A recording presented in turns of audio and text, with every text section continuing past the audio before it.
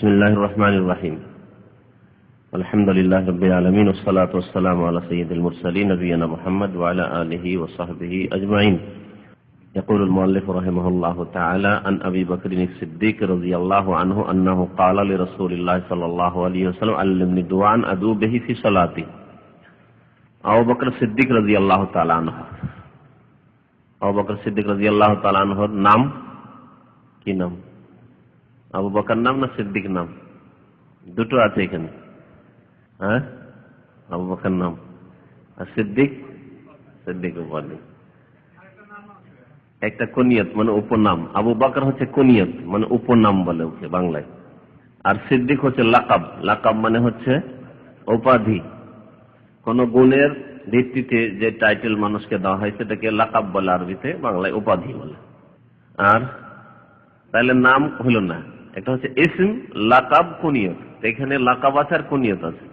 নাম কি? আব্দুল্লাহ।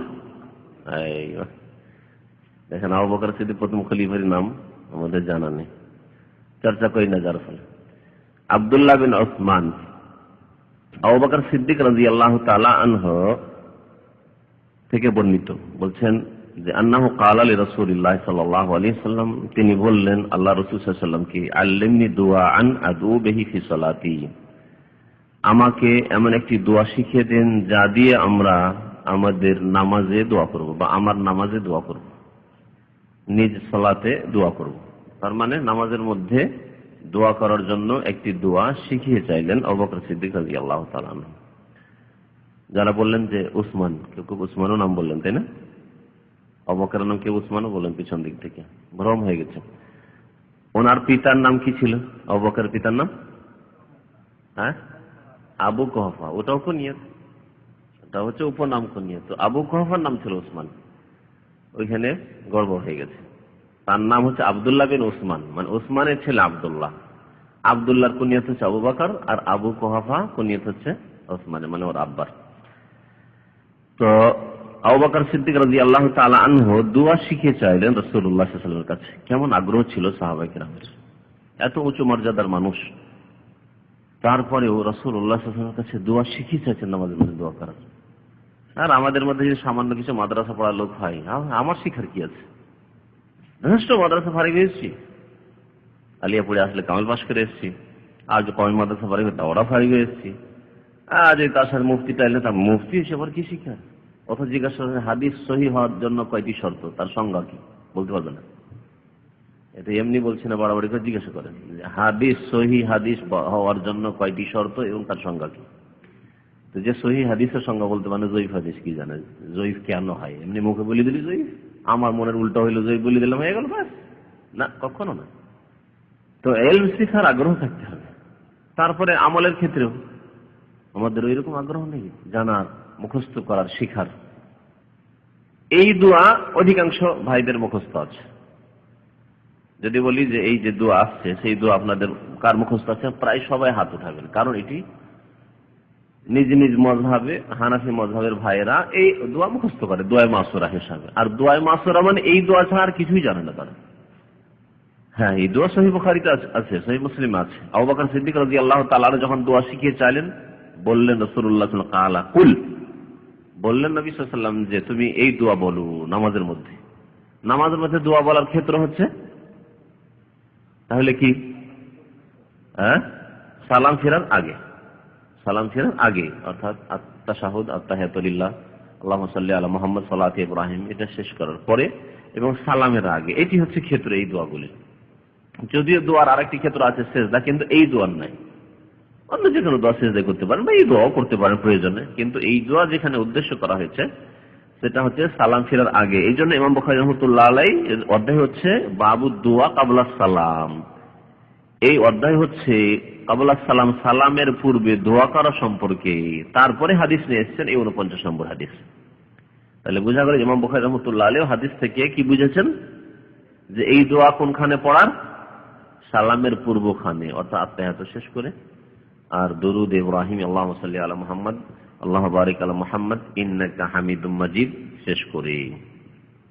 দোয়া কি বললেন নবী সাল্লাল্লাহু আলাইহি ওয়াসাল্লাম, তুমি বলো, এই দোয়া বলো, আল্লাহুম্মা ইন্নী যালামতু নাফসি যুলমান কাসীরা, আল্লাহ আমি আমার নিজের ওপর, নাফসি মানে আমার নিজের ওপর, নিজের নফসের ওপর মানে নিজের ওপর। নফস বলে শরীরকে বুঝায়, নফস বলে আত্মাকে বুঝায়, নফস বলে ব্যক্তিকে বুঝায়। নফস বললে শুধু আত্মা উদ্দেশ্য নয়, আর শুধু শরীরের উদ্দেশ্য নয়। হ্যাঁ, নফস ব্যক্তির নাম, যা হচ্ছে আত্মা এবং দেহের সমষ্টির নাম। আল্লাহ আমি নিজের উপরে জুলম করেছি, আমার আত্মা আমার শরীরের উপরে জুলম করেছি। যে ব্যক্তি পাপ করে সে নিজের আত্মার উপরে জুলম করে, রুহের ওপর এবং শরীরের উপরে জুলম করে। শুধু তাই নয়, বরং তার গুনার কারণে সে নিজের পরিবার, স্ত্রী, ছেলে মেয়ের উপর জুলুম করে। তার কুপ্রভাব যে পড়বে, গুনার জন্য আযাব আসবে, সে আযাবের এক অংশ হয়তো তার পরিবার উপর আসতে পারে। হ্যাঁ, তার কুপ্রভাব, তার শাস্তি তার বাবা মার উপর আসতে পারে। চোর চুরি করছে বা অন্যায় কাজ অপরাধ করলো, বেচারা এখানে কাজকর্ম ভালো করে খাচ্ছিল, ধরা পড়লো, তার কাজকর্ম বন্ধ হয়ে গেল, বেতন বন্ধ হয়ে গেল, জেলে পড়ে আছে। ওর বাবা মাসে যে কিছু টাকা পয়সা পাচ্ছিল তার মহরম, অনাহারে বেচারা। তাহলে দেখেন, মানুষের পাপের জুলমের কুপ্রভাব শুধু নিজের উপর পড়ে না, হ্যাঁ, নিজের উপর তো পড়েই, আর যারা আশেপাশে আছে তাদের উপর পড়ে। আল্লাহুম্মা ইন্নী যালামতু নাফসি, হে আল্লাহ আমি নিজের উপর জুলম করেছি, জুলমান কাসীরা, মহা জুলম করেছি, খুব বড় জুলম অত্যাচার করেছি। জুলমানের সিফাত হচ্ছে কাসীরা। হ্যাঁ, যালামতু নাফসি জুলমান কাসীরা।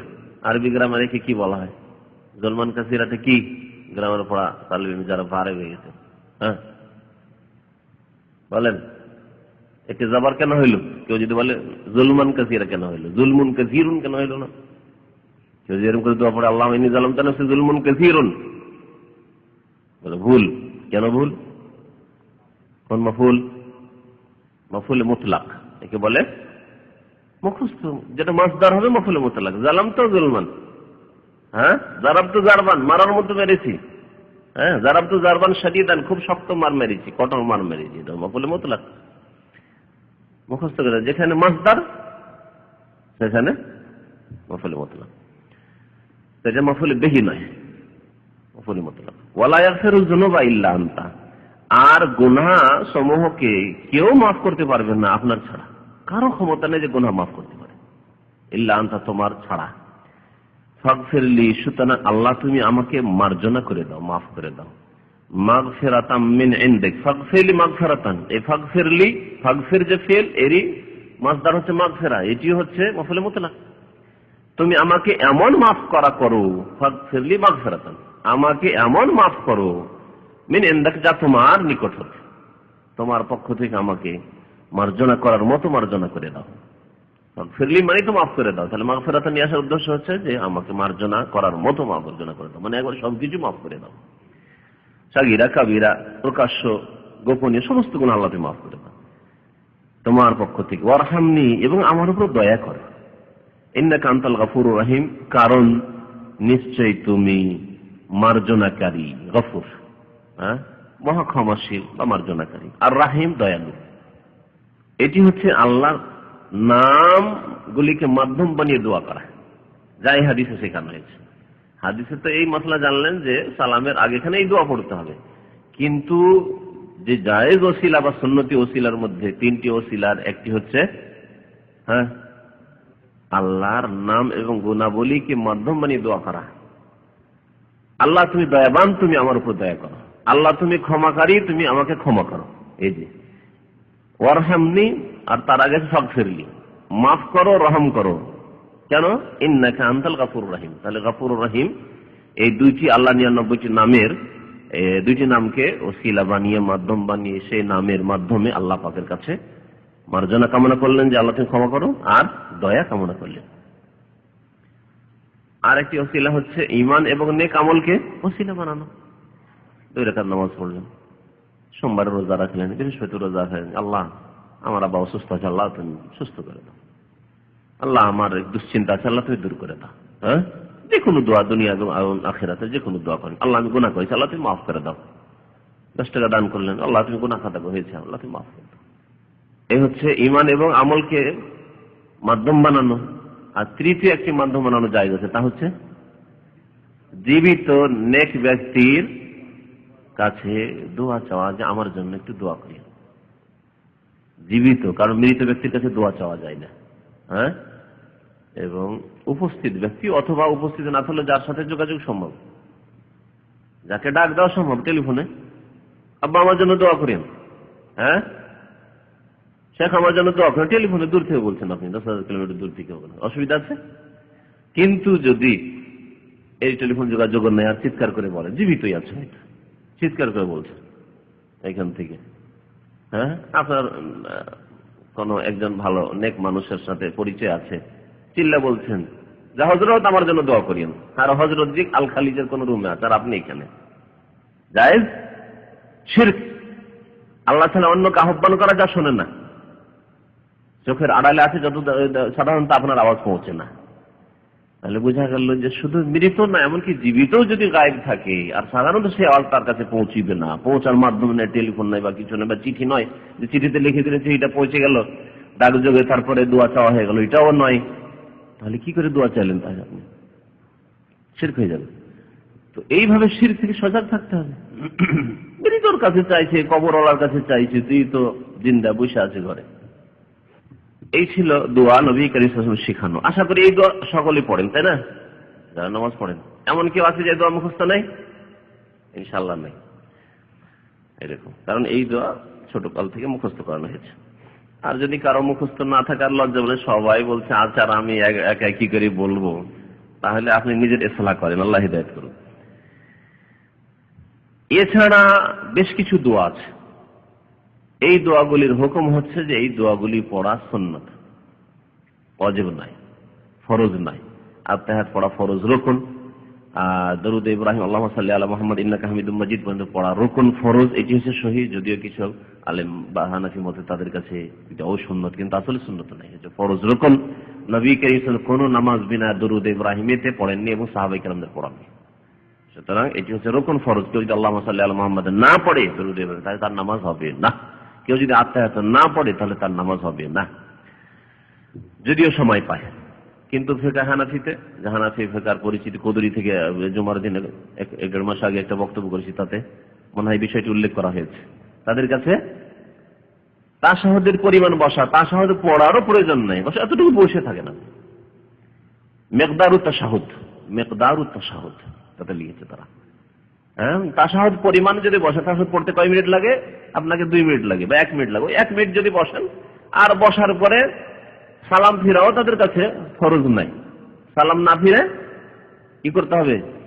আর একটা তাদের ভাষায় খুরুজ বেসুনহি, নামাজ বিরোধী কিছু কাজ করে দিতে হবে, ইচ্ছে করে যারা শুনে, তাহলে নামাজ থেকে ফারিগ, নামাজ হয়ে গেল নাকি তাদের কাছে। আশ্চর্য কথা। এটা হচ্ছে হানাফি ফিকহের নামাজ। ওই নামাজ খবরদার পড়বেন না। নামাজে আত্তাহিয়াত পড়া ফরজ, আত্তাহিয়াতের সময় বসা শুধু নাই, বসাও ফরজ, দাঁড়িয়ে পড়লে হবে না, বসাও ফরজ এই জলসা, এবং আত্তাহিয়াত পড়াও ফরজ। এইরকম এই দুরুদের জন্য বসাও ফরজ এবং দুরুদ পড়াও ফরজ। তারপরের দোয়াগুলি পড়া সুন্নত, পড়া সুন্নত। তবে একটি দোয়া ছাড়া, যে দোয়া সম্পর্কে বেশ কিছু আলেমদের মত যে ওয়াজিব, সেই দোয়াটি হচ্ছে 4টি জিনিস থেকে পানাহ চাওয়া আল্লাহ পাকের কাছে। আল্লামা নাসিরুদ্দিন আলবানী রাহমাতুল্লাহ আলাইহি তার কিতাব সিফাতুস সালাতিন নবী, যার বাংলা অনুবাদ হচ্ছে নবী সাল্লাল্লাহু আলাইহি সাল্লামের সালাত সম্পাদনের পদ্ধতি, তাকবীর থেকে সালাম পর্যন্ত, এমন ভাবে যেন আপনি দেখছেন, নবী সাল্লাল্লাহু আলাইহি ওয়াসাল্লামকে দেখছেন, কান্নাকে তারা। এই কিতাবটি মূলত রাসূল আলবানী সাহেবের অনুবাদ, বাংলাদেশ থেকে দুজন করেছে, তার আগে আরেকজন করেছে, যেটা অসম্পূর্ণ খানিকটা তাতে, কিন্তু এই তরজমাটি বেশ ভালো। অনুবাদ ও সম্পাদন আকরামুজ্জামান সাহেব এবং আজমাল। এতে শেষ দিকে সালামের পরে, সালাম ফেরার পরে না, পূর্বে, সালাম ফেরার পূর্বে দোয়া পাঠ এবং এর প্রকারভেদ, কতগুলি দোয়া আছে। এখানে কতটি দোয়া হইতে পারে আপনাদের ধারণা? কতটি ধারণা হইতে পারে? আর কেউ কি বলেন? 2-3টে জানো মতে 10টি আছে। 10টি হাদিস উল্লেখ করেছেন, 10টি হাদিস উল্লেখ করেছেন। তার মধ্যে একটি হচ্ছে এইটি, আল্লাহুম্মা ইন্নী যালামতু নাফসি যুলমান কাসীরা, যেটি মুখস্থ আছে আর পড়ে থাকেন আপনারা। আর এর চাইতে কোনো মতেই গুরুত্বতে কম নয়, বরং এর চাইতে বেশি আল্লামা নাসিরুদ্দিন আলবানী তাকে প্রথমে নিয়ে এসছেন এবং নিয়ে আসার বলছেন যে ওজুবুল ইস্তিআযা মিন 40 ক্বাবলা দুআ, তিনি অধ্যায় কায়েম করেছেন, বলছেন দোয়ার পূর্বে 4 বিষয় বস্তু থেকে আশায় প্রার্থনা ওয়াজিব হওয়া প্রসঙ্গ। মানে দুরূদ শেষ করে যে বাকি দোয়াগুলি করবেন তার আগে এই 4টি জিনিস থেকে পানা চাওয়া, আশ্রয় কামনা করা আল্লাহ পাকের কাছে, এটি হচ্ছে ওয়াজিব। বেশ কিছু আলেমদের, যদি অধিকাংশ আলেমদের নিকটে ওয়াজিব নয়, সুন্নত, কিন্তু সুন্নতে মুআক্কাদা নবী সাল্লাল্লাহু আলাইহি ওয়াসাল্লাম তাকিদ করেছেন, তাআউযু বিল্লাহি মিন আরবা, তোমরা 4টি জিনিস থেকে আল্লাহর কাছে পানা চাও। হাদিস শুনেন, বলছেন ইযা ফারাগা আহাদুকুম মিনাত তাশাহুদি, নবী করিম সাল্লাল্লাহু আলাইহি ওয়াসাল্লাম বলছেন তোমাদের কেউ যখন শেষ তাশাহুদ থেকে ফারিগ হবে, ফালিয়াস্তাইজ বিল্লাহি মিন আরবা, 4টি জিনিস থেকে আল্লাহর কাছে আশ্রয় চেয়ে নাও। তাশাহুদ থেকে ফারিগ কি? তাশাহুদ সাথে লাগিয়ে দেন দরুদ ইব্রাহিম, এবং তারপরে তার তরতিব কি বলতে হবে? ইয়াকুল আল্লাহুম্মা ইন্নী আউযু বিকা মিন আযাবি জাহান্নাম ওয়া মিন আযাবিল কবরি ওয়া মিন ফিতনাতিল মাহইয়া ওয়াল মামাত ওয়া মিন শাররি ফিতনাতিল মাসিহিদ দাজ্জাল। শব্দের কিছু পার্থক্যের সাথে আছে, কোনটাতে আগে আছে পরে আছে। যেমন এখানে আছে আল্লাহুম্মা ইন্নী আউযু বিকা মিন আযাবি জাহান্নাম, কিন্তু অন্য হাদিস আল্লাহুম্মা ইন্নী আউযু বিকা মিন আযাবিল কবরি আছে আগে পরে, বলে অসুবিধা নেই, কারণ দুই রকম হাদিস আছে। তারপরে অমিন ফিতনাতিল মাহি ওয়াল মামাত, অমিন ফিতনাতিল মাসিহিদ দাজ্জাল আছে, অমিন শাররি ফিতনাতিল মাসিহিদ দাজ্জাল আছে। যে কোনো একরকম হাদিসে যেটা এসেছে পড়লে হলো। এক কথা, এই 4টি জিনিস থেকে, 4টি বস্তু থেকে আল্লাহর কাছে আশ্রয় চেয়ে নেওয়া অর্থ। আর তারপরে নবী সাল্লাল্লাহু আলাইহি ওয়াসাল্লাম বলেছেন সুম্মা ইয়াদউ লিনাফসিহি বিমা বাদালাহু, এই 4টি জিনিস থেকে পানা চাওয়ার পরে তোমার যা ইচ্ছা দোয়া করো। এখন তারপর আল্লাহুম্মা ইন্নী যালামতু নাফসি পড়ো, না রাব্বানা আতিনা ফিদ দুনিয়া হাসানা পড়ো, আর না আল্লাহুম্মা আগফির লি মা কদ্দামতু ওয়া মা আখখারতু ওয়া মা আসরারতু ওয়া মা আ'লানতু ইত্যাদি পড়ো। যা পড়বে পড়ো। আর কিছু চাও, আল্লাহুম্মা ইন্নী আসআলুকাল জান্নাহ পড়ো, আল্লাহুম্মা আজরিনা মিনান নার পড়ো, যাই পড়ো। শুনেন, অন্য হাদিসে এতে 5 নম্বর বাড়তি আছে, আসছে হাদিসটি। এই 4টির পরে আছে ওয়া নাউযু বিকা মিনাল মাসামি ওয়াল মাগরাম। আল্লাহ মাসাম, বরং 2টি জিনিস হয়েছে, মাসাম মানে গুনাহ, আর মাগরাম মানে হচ্ছে ঋণ।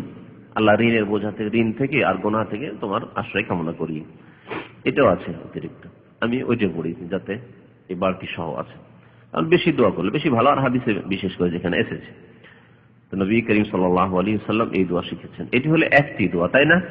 আর 2 নম্বর হয়ে গেল আল্লাহুম্মা ইন্নী যালামতু নাফসি। আচ্ছা, এখন বলুন তো আপনাদের কয়জন এই আল্লাহুম্মা ইন্নী আউযু বিকা মিন আযাবিল কবরি পড়েন? হাত উঠান তো দেখি। সবাই দিলেন একবারে? হ্যাঁ, সবাই দিলেন পড়ে। আচ্ছা বলুন, যে দেশ থেকে মুখস্থ ছিল না এখানে করেছেন, দেখলেন? হ্যাঁ, এই হচ্ছে কথা। তো যাই হোক, ইসলামিক সেন্টার এখানে সৌদি আরবে শেখার ফায়দা যে কমপক্ষে। আর এই হাদিস বুখারী মুসলিমের হাদিস, বুখারীতে আছে, মুসলিম আছে এই দোয়া। ওতে এই 4টি জিনিস থেকে পানা চাওয়ার হাদিস তো আছে, আর যাতে বাড়তি করে আছে ওই হাদিসটি শোনায়। 1 নম্বর ওটা দিয়ে শুরু করেছেন, আল্লাহুম্মা ইন্নী আউযু বিকা মিন আযাবিল কবরি ওয়া আউযু বিকা মিন ফিতনাতিল মাসিহিদ দাজ্জাল ওয়া আউযু বিকা মিন ফিতনাতিল মাহইয়া ওয়াল মামাত, আল্লাহুম্মা ইন্নী আউযু বিকা মিনাল মাসামি ওয়াল মাগরাম। এটা ওয়াসু মিন আযাবিজ জাহান্নাম নেই, কিন্তু যেহেতু ওই আরেক হাদিস মিন আযাবিজ জাহান্নাম আছে, সেটা এতে লাগিয়ে নেন, অসুবিধা নেই। এই হাদিস বুখারীর হাদিস, মুসলিমের হাদিস। বুখারী ও মুসলিম পড়া ওয়াজিব বলেছেন, তারা ওয়াজিব বলেছেন। সুতরাং এটি ছাড়বেন না, বেশ কিছু আলেমদের নিকটে ওয়াজিব। কারণ নবী সাল্লাল্লাহু আলাইহি ওয়াসাল্লামের আদেশ, তিনি ওয়াজিব এই জন্য বলেছেন, নবী সাল্লাল্লাহু আলাইহি ওয়াসাল্লাম বলছেন তোমরা পানা চেয়ে নাও, আর নবী সাল্লাল্লাহু আলাইহি ওয়াসাল্লামের আদেশ পালন করা ওয়াজিব তার নিকটে। যদিও সুন্নাত হওয়ার সম্ভাবনা আছে, সুন্নাত হলে সুন্নাতে মুআক্কাদা, নবী সাল্লাল্লাহু আলাইহি ওয়াসাল্লাম তাগিদ করেছেন। আসছে 2 নম্বরে কি আছে হাদিস? 2 নম্বর হয়ে গেল, তাই না? তাহলে 3 নম্বর বলি, যদি এখানে তরতিব 2 নম্বর উনি আরেকটা উল্লেখ করেছেন, আল্লাহুম্মা ইন্নী আউযু বিকা মিন শাররি মা আমিলতু ওয়া মিন শাররি মা লাম আমাল। হে আল্লাহ, যেসব আমি আমল করেছি, কর্ম করেছি, মানে গুনাহ করেছি, তার অনিষ্ট থেকে আমি তোমার আশ্রয় চাই, আর যেসব খারাপ আমল করিনি তারও অনিষ্ট থেকে আমি তোমার আশ্রয় চাই। ছোট্ট দোয়া, এই দোয়া হাদিসে রয়েছে। 3 নম্বর রয়েছে আল্লাহুম্মা হাসিবনি হিসাবান ইয়াসীরা, ছোট্ট দোয়া, আল্লাহ আমার সহজ হিসাব নাও, আমার হিসাবকে আসান করো, কবরের হিসাবকে, বিচার দিবসের হিসাবকে। 4 নম্বরে বড় দোয়া আছে, এই তরতিবে 4 করেছি, কিন্তু আসলে হয়ে গেল 5 নম্বরে আল্লাহুম্মা বিইলমিকাল গায়ব ওয়া কুদরাতিকা আলাল খালক আহইয়ানি মা আলিমতুল হায়াতা খায়রাল লি ওয়া তাওয়াফানি ইযা কানাতিল ওয়াফাতু খায়রাল লি। আল্লাহুম্মা ওয়া আসআলুকা খাশিয়াতাকা ফিল গায়বি ওয়াশ শাহাদা ওয়া আসআলুকা কালিমাতাল হাক্কি ওয়াল আদলি ফিল গাযাবি ওয়ার রিযা ওয়া আসআলুকাল কাসদা ফিল ফাকরি ওয়াল গিনা ওয়া আসআলুকা নাঈমান লা ইউবিদ وأسألك قرة عين لا تنفد لا تنقطع وأسألك الرضا بعد القضاء وأسألك برد العيش بعد الموت وأسألك لذة النظر إلى وجهك الكريم وأسألك الشوق إلى لقائك في غير ضراء مضرة ولا فتنة مضلة اللهم زينا بزينة الإيمان واجعلنا هداة مهتدين. এই দোয়াগুলি সৌদি আরবে ওই রমজান মাসের কোনোতে পড়ে, তাই না? তো এই দোয়া তাশাহুদ এবং দরুদে ইব্রাহিমের পরে পড়া প্রমাণিত। চান্নবী লিখেছেন মুসনাদ আহমদে আছে, মুস্তাদরাক হাকিমে আছে হাদিস। হাদিসটিকে ইমাম হাকিম সহিহ বলেছেন এবং ইমাম যাহাবী তার সমর্থন করেছেন। 6 নম্বরে উল্লেখ করেছেন ওই হাদিসটি, বলেছেন নবী সাল্লাল্লাহু আলাইহি ওয়াসাল্লাম আবু বকর সিদ্দিক রাদিয়াল্লাহু তাআলা আনহুকে এই দোয়া বলতে শিখিয়েছেন। তাহলে 5টা হলো, টোটাল 5টা দিয়ে থাকলাম। এবারে এর তরতিবে 6 নম্বর শুনেন। বলছে আল্লাহুম্মা ইন্নী আসআলুকা মিনাল খাইরি কুল্লিহি আজিলিহি ওয়া আজিলিহি মা আলিমনা মিনহু ওয়া মা লাম না'লাম। জমা করে আমি বলছি, জমা করে যদি বিশেষ করে ইমাম হন তাহলে বহু বচন দিয়ে দোয়া করবেন, কিন্তু হাদিস আছে মা আলিমতু মিনহু ওয়া মা লাম আ'লাম ওয়া আউযু বিকা মিন শাররি কুল্লিহি আজিলিহি ওয়া আজিলিহি মা আলিমতু মিনহু ওয়া মা লাম আ'লাম ওয়া আসআলুকা আল্লাহুম্মা ইন্নী আসআলুকা আল জান্নাতা ওয়া মা কাররাবা ইলাইহি মিন কওলিন ওয়া আমাল ওয়া আউযু বিকা মিনান নারি ওয়া মা কাররাবা ইলাইহা মিন কওলিন ওয়া আমাল ওয়া আসআলুকা من خير ما سألك عبدك ورسولك محمد صلى الله عليه وسلم وأعوذ بك من شر ما استعاذ منه عبدك ورسولك محمد صلى الله عليه وسلم وأسألك ما قضيت لي من أمر أن تجعل عاقبته لي رشدا। এই হাদিস এর বরাত দিয়েছেন মুসনাদ আহমদ, তারপর ইমাম আবু দাউদ তায়ালিসি, জি ইমাম বুখারী আদাবুল মুফরাদে, ইমাম বুখারীর মতো একটি কিতাব আছে আল আদাবুল মুফরাদ, তাতে আছে ইবনে মাজাহ, হাকিম, এইসব আইম্মায়ে কেরাম হাদিসটি বর্ণনা করেছেন। তাহলে এই দোয়া হয়ে গেল কত নম্বর বললাম? 6 নম্বর। 7 নম্বরে নবী করিম সাল্লাল্লাহু আলাইহি ওয়াসাল্লাম একটা লোককে জিজ্ঞেস করলেন মা তাকুলু ফিস সালাত, নামাজের মধ্যে তুমি কি দোয়া করো? কালা তাশাহাদু, তাশাহুদ পড়ি, সুম্মা আসআলুল্লাহাল জান্নাহ, তারপরে আমি জান্নাত চাই। তাহলে জান্নাত চাওয়ার দোয়া করা এই হাদিস দ্বারা প্রমাণিত। ওয়া আউযু বিহি মিনান নার, এবং জাহান্নাম থেকে আমি আশ্রয় কামনা করি। আমা ওয়াল্লাহি মা আহসানু দান্দানাতাকা ওয়া দান্দানাতা মান ফাকালা সাল্লাল্লাহু আলাইহি ওয়াসাল্লাম হাওলাহা নুদান্দিন। ও আর বেশি করে বুঝাইতে পারেন, নবী সাল্লাল্লাহু আলাইহি ওয়াসাল্লাম বলেন যে তুমি যেমন দোয়া করো কাছাকাছি আমরাও সেই দোয়া করি। মানে সবারই তো লক্ষ্য উদ্দেশ্য হচ্ছে জান্নাত চাওয়া আর জাহান্নাম থেকে পরিত্রাণ কামনা করা, মুক্তি কামনা করা।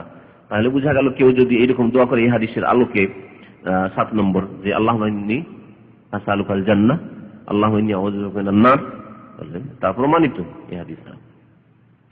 8 নম্বরে ওয়াসামিয়া রাজুলান ইয়াকুলু ফি তাশাহুদিহি, একজন সাহাবী রাসূলুল্লাহ সাল্লাল্লাহু আলাইহি ওয়াসাল্লাম শুনলেন যে তাশাহুদে বলছে আল্লাহুম্মা ইন্নী আসআলুকা ইয়া আল্লাহ, বা অন্য রিওয়ায়াতে রয়েছে আসআলুকা বিল্লাহ আল ওয়াহিদ আল আহাদুস সামাদ আল্লাযী লাম ইয়ালিদ ওয়া লাম ইউলাদ ওয়া লাম ইয়াকুল লাহু কুফুয়ান আহাদ আন তাগফিরা লি যুনুবি ইন্নাকা আনতাল গাফুরুর রহিম। আল্লাহ তোমার কাছে কামনা করি তুমি একক সামাদ, তুমি অমুখাপেক্ষ, আল্লাযী লাম ইয়ালিদ ওয়া লাম ইউলাদ, না তুমি কারো থেকে জন্ম নিয়েছো না তুমি কাউকে জন্ম দিয়েছো, ওয়া লাম ইয়াকুল লাহু কুফুয়ান আহাদ, আল্লাহ তোমার বা আল্লাহর কোনো সমকক্ষ সমতুল্য নেই। এই মানে কুল হু আল্লাহু আহাদে যে আল্লাহ পাকের যে গুণাবলীগুলি রয়েছে তাওহীদের গুণাবলী, সেই গুণাবলীগুলি উল্লেখ করার পরে আনতাগফিরা লি যুনুবি, আল্লাহ এগুলিকে তাহলে ওসিলা মাধ্যম বানানো। আল্লাহ পাকের এখানেও কিন্তু আল্লাহর গুণাবলীকে ওসিলা মাধ্যম বানানো হয়েছে। আনতাগফিরা লি যুনুবি, আল্লাহ আমার গুনাহকে মাফ করে দাও বা গুনাহগুলিকে মাফ করে দাও। ইন্নাকা আনতাল গাফুরুর রহিম। ফাকালা সাল্লাল্লাহু আলাইহি ওয়াসাল্লাম, নবী করিম সাল্লাল্লাহু আলাইহি ওয়াসাল্লাম এর দোয়া শুনে বলেন কাদ গাফারা লাহু বা কাদ গফিরা লাহু, কাদ গফিরা লাহু, তাকে মাফ করে দেওয়া হলো, মাফ করে দেওয়া হলো, মানে আল্লাহ তাকে মাফ করে দিলেন, মাফ করে দিলেন। বরং এই রকমের দোয়া যাতে সূরা ইখলাসের গুণাবলীগুলি, আল্লাহ পাকের গুণাবলীগুলির মাধ্যম দিয়ে দোয়া করা হয়েছে, একে ইসমে আজমের দোয়া বলা হয়েছে। একটা হাদিসে ইসমে আজমের দোয়া বলা হয়েছে যে ইসমে আজম দিয়ে দোয়া করলে আল্লাহ পাক সেই দোয়া রদ খণ্ডন করেন না, বরং কবুল করে নেন। তাহলে 8 নম্বরে এই দোয়া প্রমাণিত হলো। 9 নম্বরে দোয়া রয়েছে এরই কাছাকাছি, কি আছে? ওয়াসামিয়া আখার ইয়াকুলু ফি তাশাহুদি আইযান, আরেক সাহাবী তাশাহুদে এই দোয়া পড়ছেন এবং নবী সাল্লাল্লাহু আলাইহি ওয়াসাল্লাম এগুলি সমর্থন দিয়েছেন। তার এগুলো হচ্ছে তাকরীরি হাদিস, হ্যাঁ, কওল, ফেল এবং তাকরীর। নবী সাল্লাল্লাহু আলাইহি ওয়াসাল্লামের বচন যেগুলো নবী সাল্লাল্লাহু পড়েছেন না পড়তে বলেছেন, আর নবী সাল্লাল্লাহু আলাইহি ওয়াসাল্লামের আমল যে ফেল, আর তারপরে তাকরীর মানে সমর্থন, সাহাবীরা পড়েছেন, নবী সাল্লাল্লাহু আলাইহি ওয়াসাল্লাম সমর্থন করেছেন।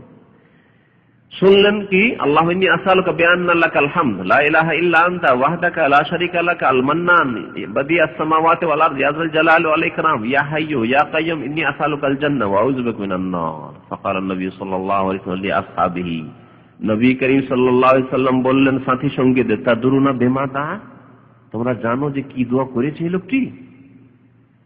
মানে হাল তাদরুনা বিমা দা, কি দোয়া করেছে তোমরা জানো? কালু আল্লাহ ওয়া রাসূলু আ'লাম, তারা সাহাবারা বললেন আল্লাহ এবং তার রাসূলই বেশি ভালো জানেন। কালা ওয়াল্লাযী নাফসি বিয়াদি, সে আল্লাহর শপথ করে বলছি যার হাতে আমার প্রাণ রয়েছে, লাকাদ দা আল্লাহ বিইসমিহিল আযীম, আল্লাহর ইসমে আযম দিয়ে, মহান নামের মাধ্যম ওসিলা দিয়ে দোয়া করেছে। ওয়া ফি রিওয়ায়াত, আর রিওয়ায়াতে রয়েছে বিইসমিহিল আযম, যে ইসমে আযম সম্পর্কে আমাদের দেশে আবার খুব ভ্রান্ত ধারণাও রয়েছে। ইসমে আযম সম্পর্কে বিভিন্ন ভ্রান্ত কিসসা কাহিনী রয়েছে। হ্যাঁ, ইসমে আজম পড়ে উড়ে আকাশে চলে যাওয়ার কিচ্ছা কাহিনীও রয়েছে, এগুলো কিন্তু ভ্রান্ত কথা। বাকি ইসমে আজম মানে আল্লাহর মহান নামগুলিকে মাধ্যম বানিয়ে, ওসিলা বানিয়ে দোয়া করা এবং ইখলাসের সাথে। আর দোয়া কবুল হয় যদি বাধা না থাকে, তো আশা করি দোয়া কবুল হবে। এটি হচ্ছে ইসমে আজমের অর্থ। দোয়া কবুল হয় যদি বাধা না থাকে, এটা শর্ত বলেছি কিন্তু ভুলবেন না। দোয়া কবুলের বেশ কিছু বাধা আছে। শিরিক করা বাধা, বিদআতি তরিকা বিদআত করা বাধা, হারাম খাওয়া বাধা, অন্যায় দোয়া করা, সীমা লঙ্ঘন করা বাধা, দোয়া কবুল হবে না। তো দোয়া যদি এই শর্ত পূরণ করে কেউ দোয়া করে এবং আল্লাহর ইসমে আজম মানে নামগুলির মাধ্যমে দোয়া করে, তো আল্লাহ তাআলা দোয়া কবুল করবেন। এই হচ্ছে ইসমে আজমের অর্থ। আল্লাযী, ইসমে আজম সম্পর্কে বলছেন ইযা দুইয়া বিহি আজাবা, ইসমে আজম দিয়ে যদি দোয়া করা যায় তাহলে আল্লাহ পাক কবুল করে থাকেন। ওয়া ইযা সুইলা বিহি, আর এগুলি দিয়ে যদি আল্লাহর কাছে কিছু যাচ্চা করা যায়, চাওয়া যায়, তো আল্লাহ পাক প্রদান করেন। 9 নম্বর হলো না। 10 নম্বরে শোনেন, আল্লামা নাসির আলবানী হাওয়ালাগুলি বলা হলো না, এর হাওয়ালা 1 নম্বরে দেখেন। কিতাব বলিয়ে দিয়েছি, কিতাব দেখে নেবেন। আবু দাউদ, নাসাই, আহমদ, বুখারী আদায় মুফরাদ আছে, তাবরানীতে আছে। 10 নম্বরে দোয়া, ওয়া কানা মিন আখির মা ইয়াকুলু বাইনা তাশাহুদ ওয়া তাসলিম, তাশাহুদ এবং সালামের মাঝখানে মানে দরুদ ইব্রাহিমের পরে নবী সাল্লাল্লাহু আলাইহি ওয়াসাল্লাম এই দোয়াটিও পড়তেন। আল্লাহুম্মা গফির লিমা কাদ্দামতু, শুরুতে আমি ইশারা করেছি এই দোয়ার দিকে, আল্লাহ আমার মাফ করে দাও যা আগে করেছি, যা পূর্বে আগে যে গুনাহগুলি করেছি সেগুলো মাফ করে দাও। ওয়া মা আখারতু, পরেও করেছি সেগুলো মাফ করে দাও। ওয়া মা আসরারতু, যা লুকিয়ে লুকিয়ে গুনাহ করেছি সেগুলিও তুমি মাফ করে দাও। ওয়া মা আলানতু, যা প্রকাশ্য ভুল করেছি বা অন্যায় করেছি সেগুলিও আল্লাহ তুমি মাফ করে দাও। ওয়া মা আসরাফতু, আর যে ক্ষেত্রে আমি বাড়াবাড়ি করেছি সেটাও মাফ করে দাও। ওয়া মা আনতা আ'লামু বিহি মিন্নি, আর যে গুনাহগুলি সম্পর্কে তুমি আমার সাথে বেশি জানো, আমি জানি না যে ভুল করেছি, খেয়ালই করিনি, আল্লাহ তুমি ধরে রেখেছো, তোমার ফেরেশতা নোট করে রেখেছে, আল্লাহ সেগুলিও তুমি মাফ করে দাও। আনতাল মুকাদ্দিম, তুমি তুমি উন্নতি দাতা, মুকাদ্দিম, আনতাল মুকাদ্দিম, মুকাদ্দিম যে এগিয়ে দিতে পারেন। কে এগিয়ে দিতে পারে আপনাকে, উন্নতি দিতে পারে? আল্লাহ। আল্লাহকে মুকাদ্দিম, আল্লাহ তুমি উন্নতি দাতা বা এগিয়ে দেনেওয়ালা। ও আনতাল মুআখির, তুমি পিছিয়ে দেনেওয়ালা, তুমি অবনতি দেনেওয়ালা, অবনতি দাতা। লা ইলাহা ইল্লা আনতা, তোমার ছাড়া কেউ সত্য বরহক মাবুদ নেই। এই দোয়া মুখস্থ আছে কারো? দেখলাম একটা এইসব শেখদের কই হাত উঠলো। আল্লাহুম্মা গফির লিমা কাদ্দামতু ওয়া মা আখারতু ওয়া মা আসরারতু ওয়া মা আ'লানতু ওয়া মা আনতা আ'লামু মিন্নি ওয়া আনতাল মুকাদ্দিম ওয়া আনতাল মুআখির ওয়া আনতা আলা কুল্লি শাইইন কাদির। এখানে আনতা আলা কুল্লি শাইইন কাদির নেই, আমি যেটা মুখস্থ আগে থেকে আছে সেটাতে আছে ওয়া আনতা আলা কুল্লি শাইইন কাদির। হ্যাঁ, না আলাদা করে আছে, আলাদা করে আছে ওটা। ওই যেটা আলহামদুলিল্লাহ নূরুস সামাওয়াতি ওয়াল আরদ, এটা ওই সানার সময় তাহাজ্জুদে নবী করিম সাল্লাল্লাহু আলাইহি ওয়াসাল্লাম পড়তেন, তার একটা অংশ বিশেষ সেখানে আছে। এখানে যে দোয়াটি আছে সালামের আগে যে পড়তেন তা এইভাবে আছে।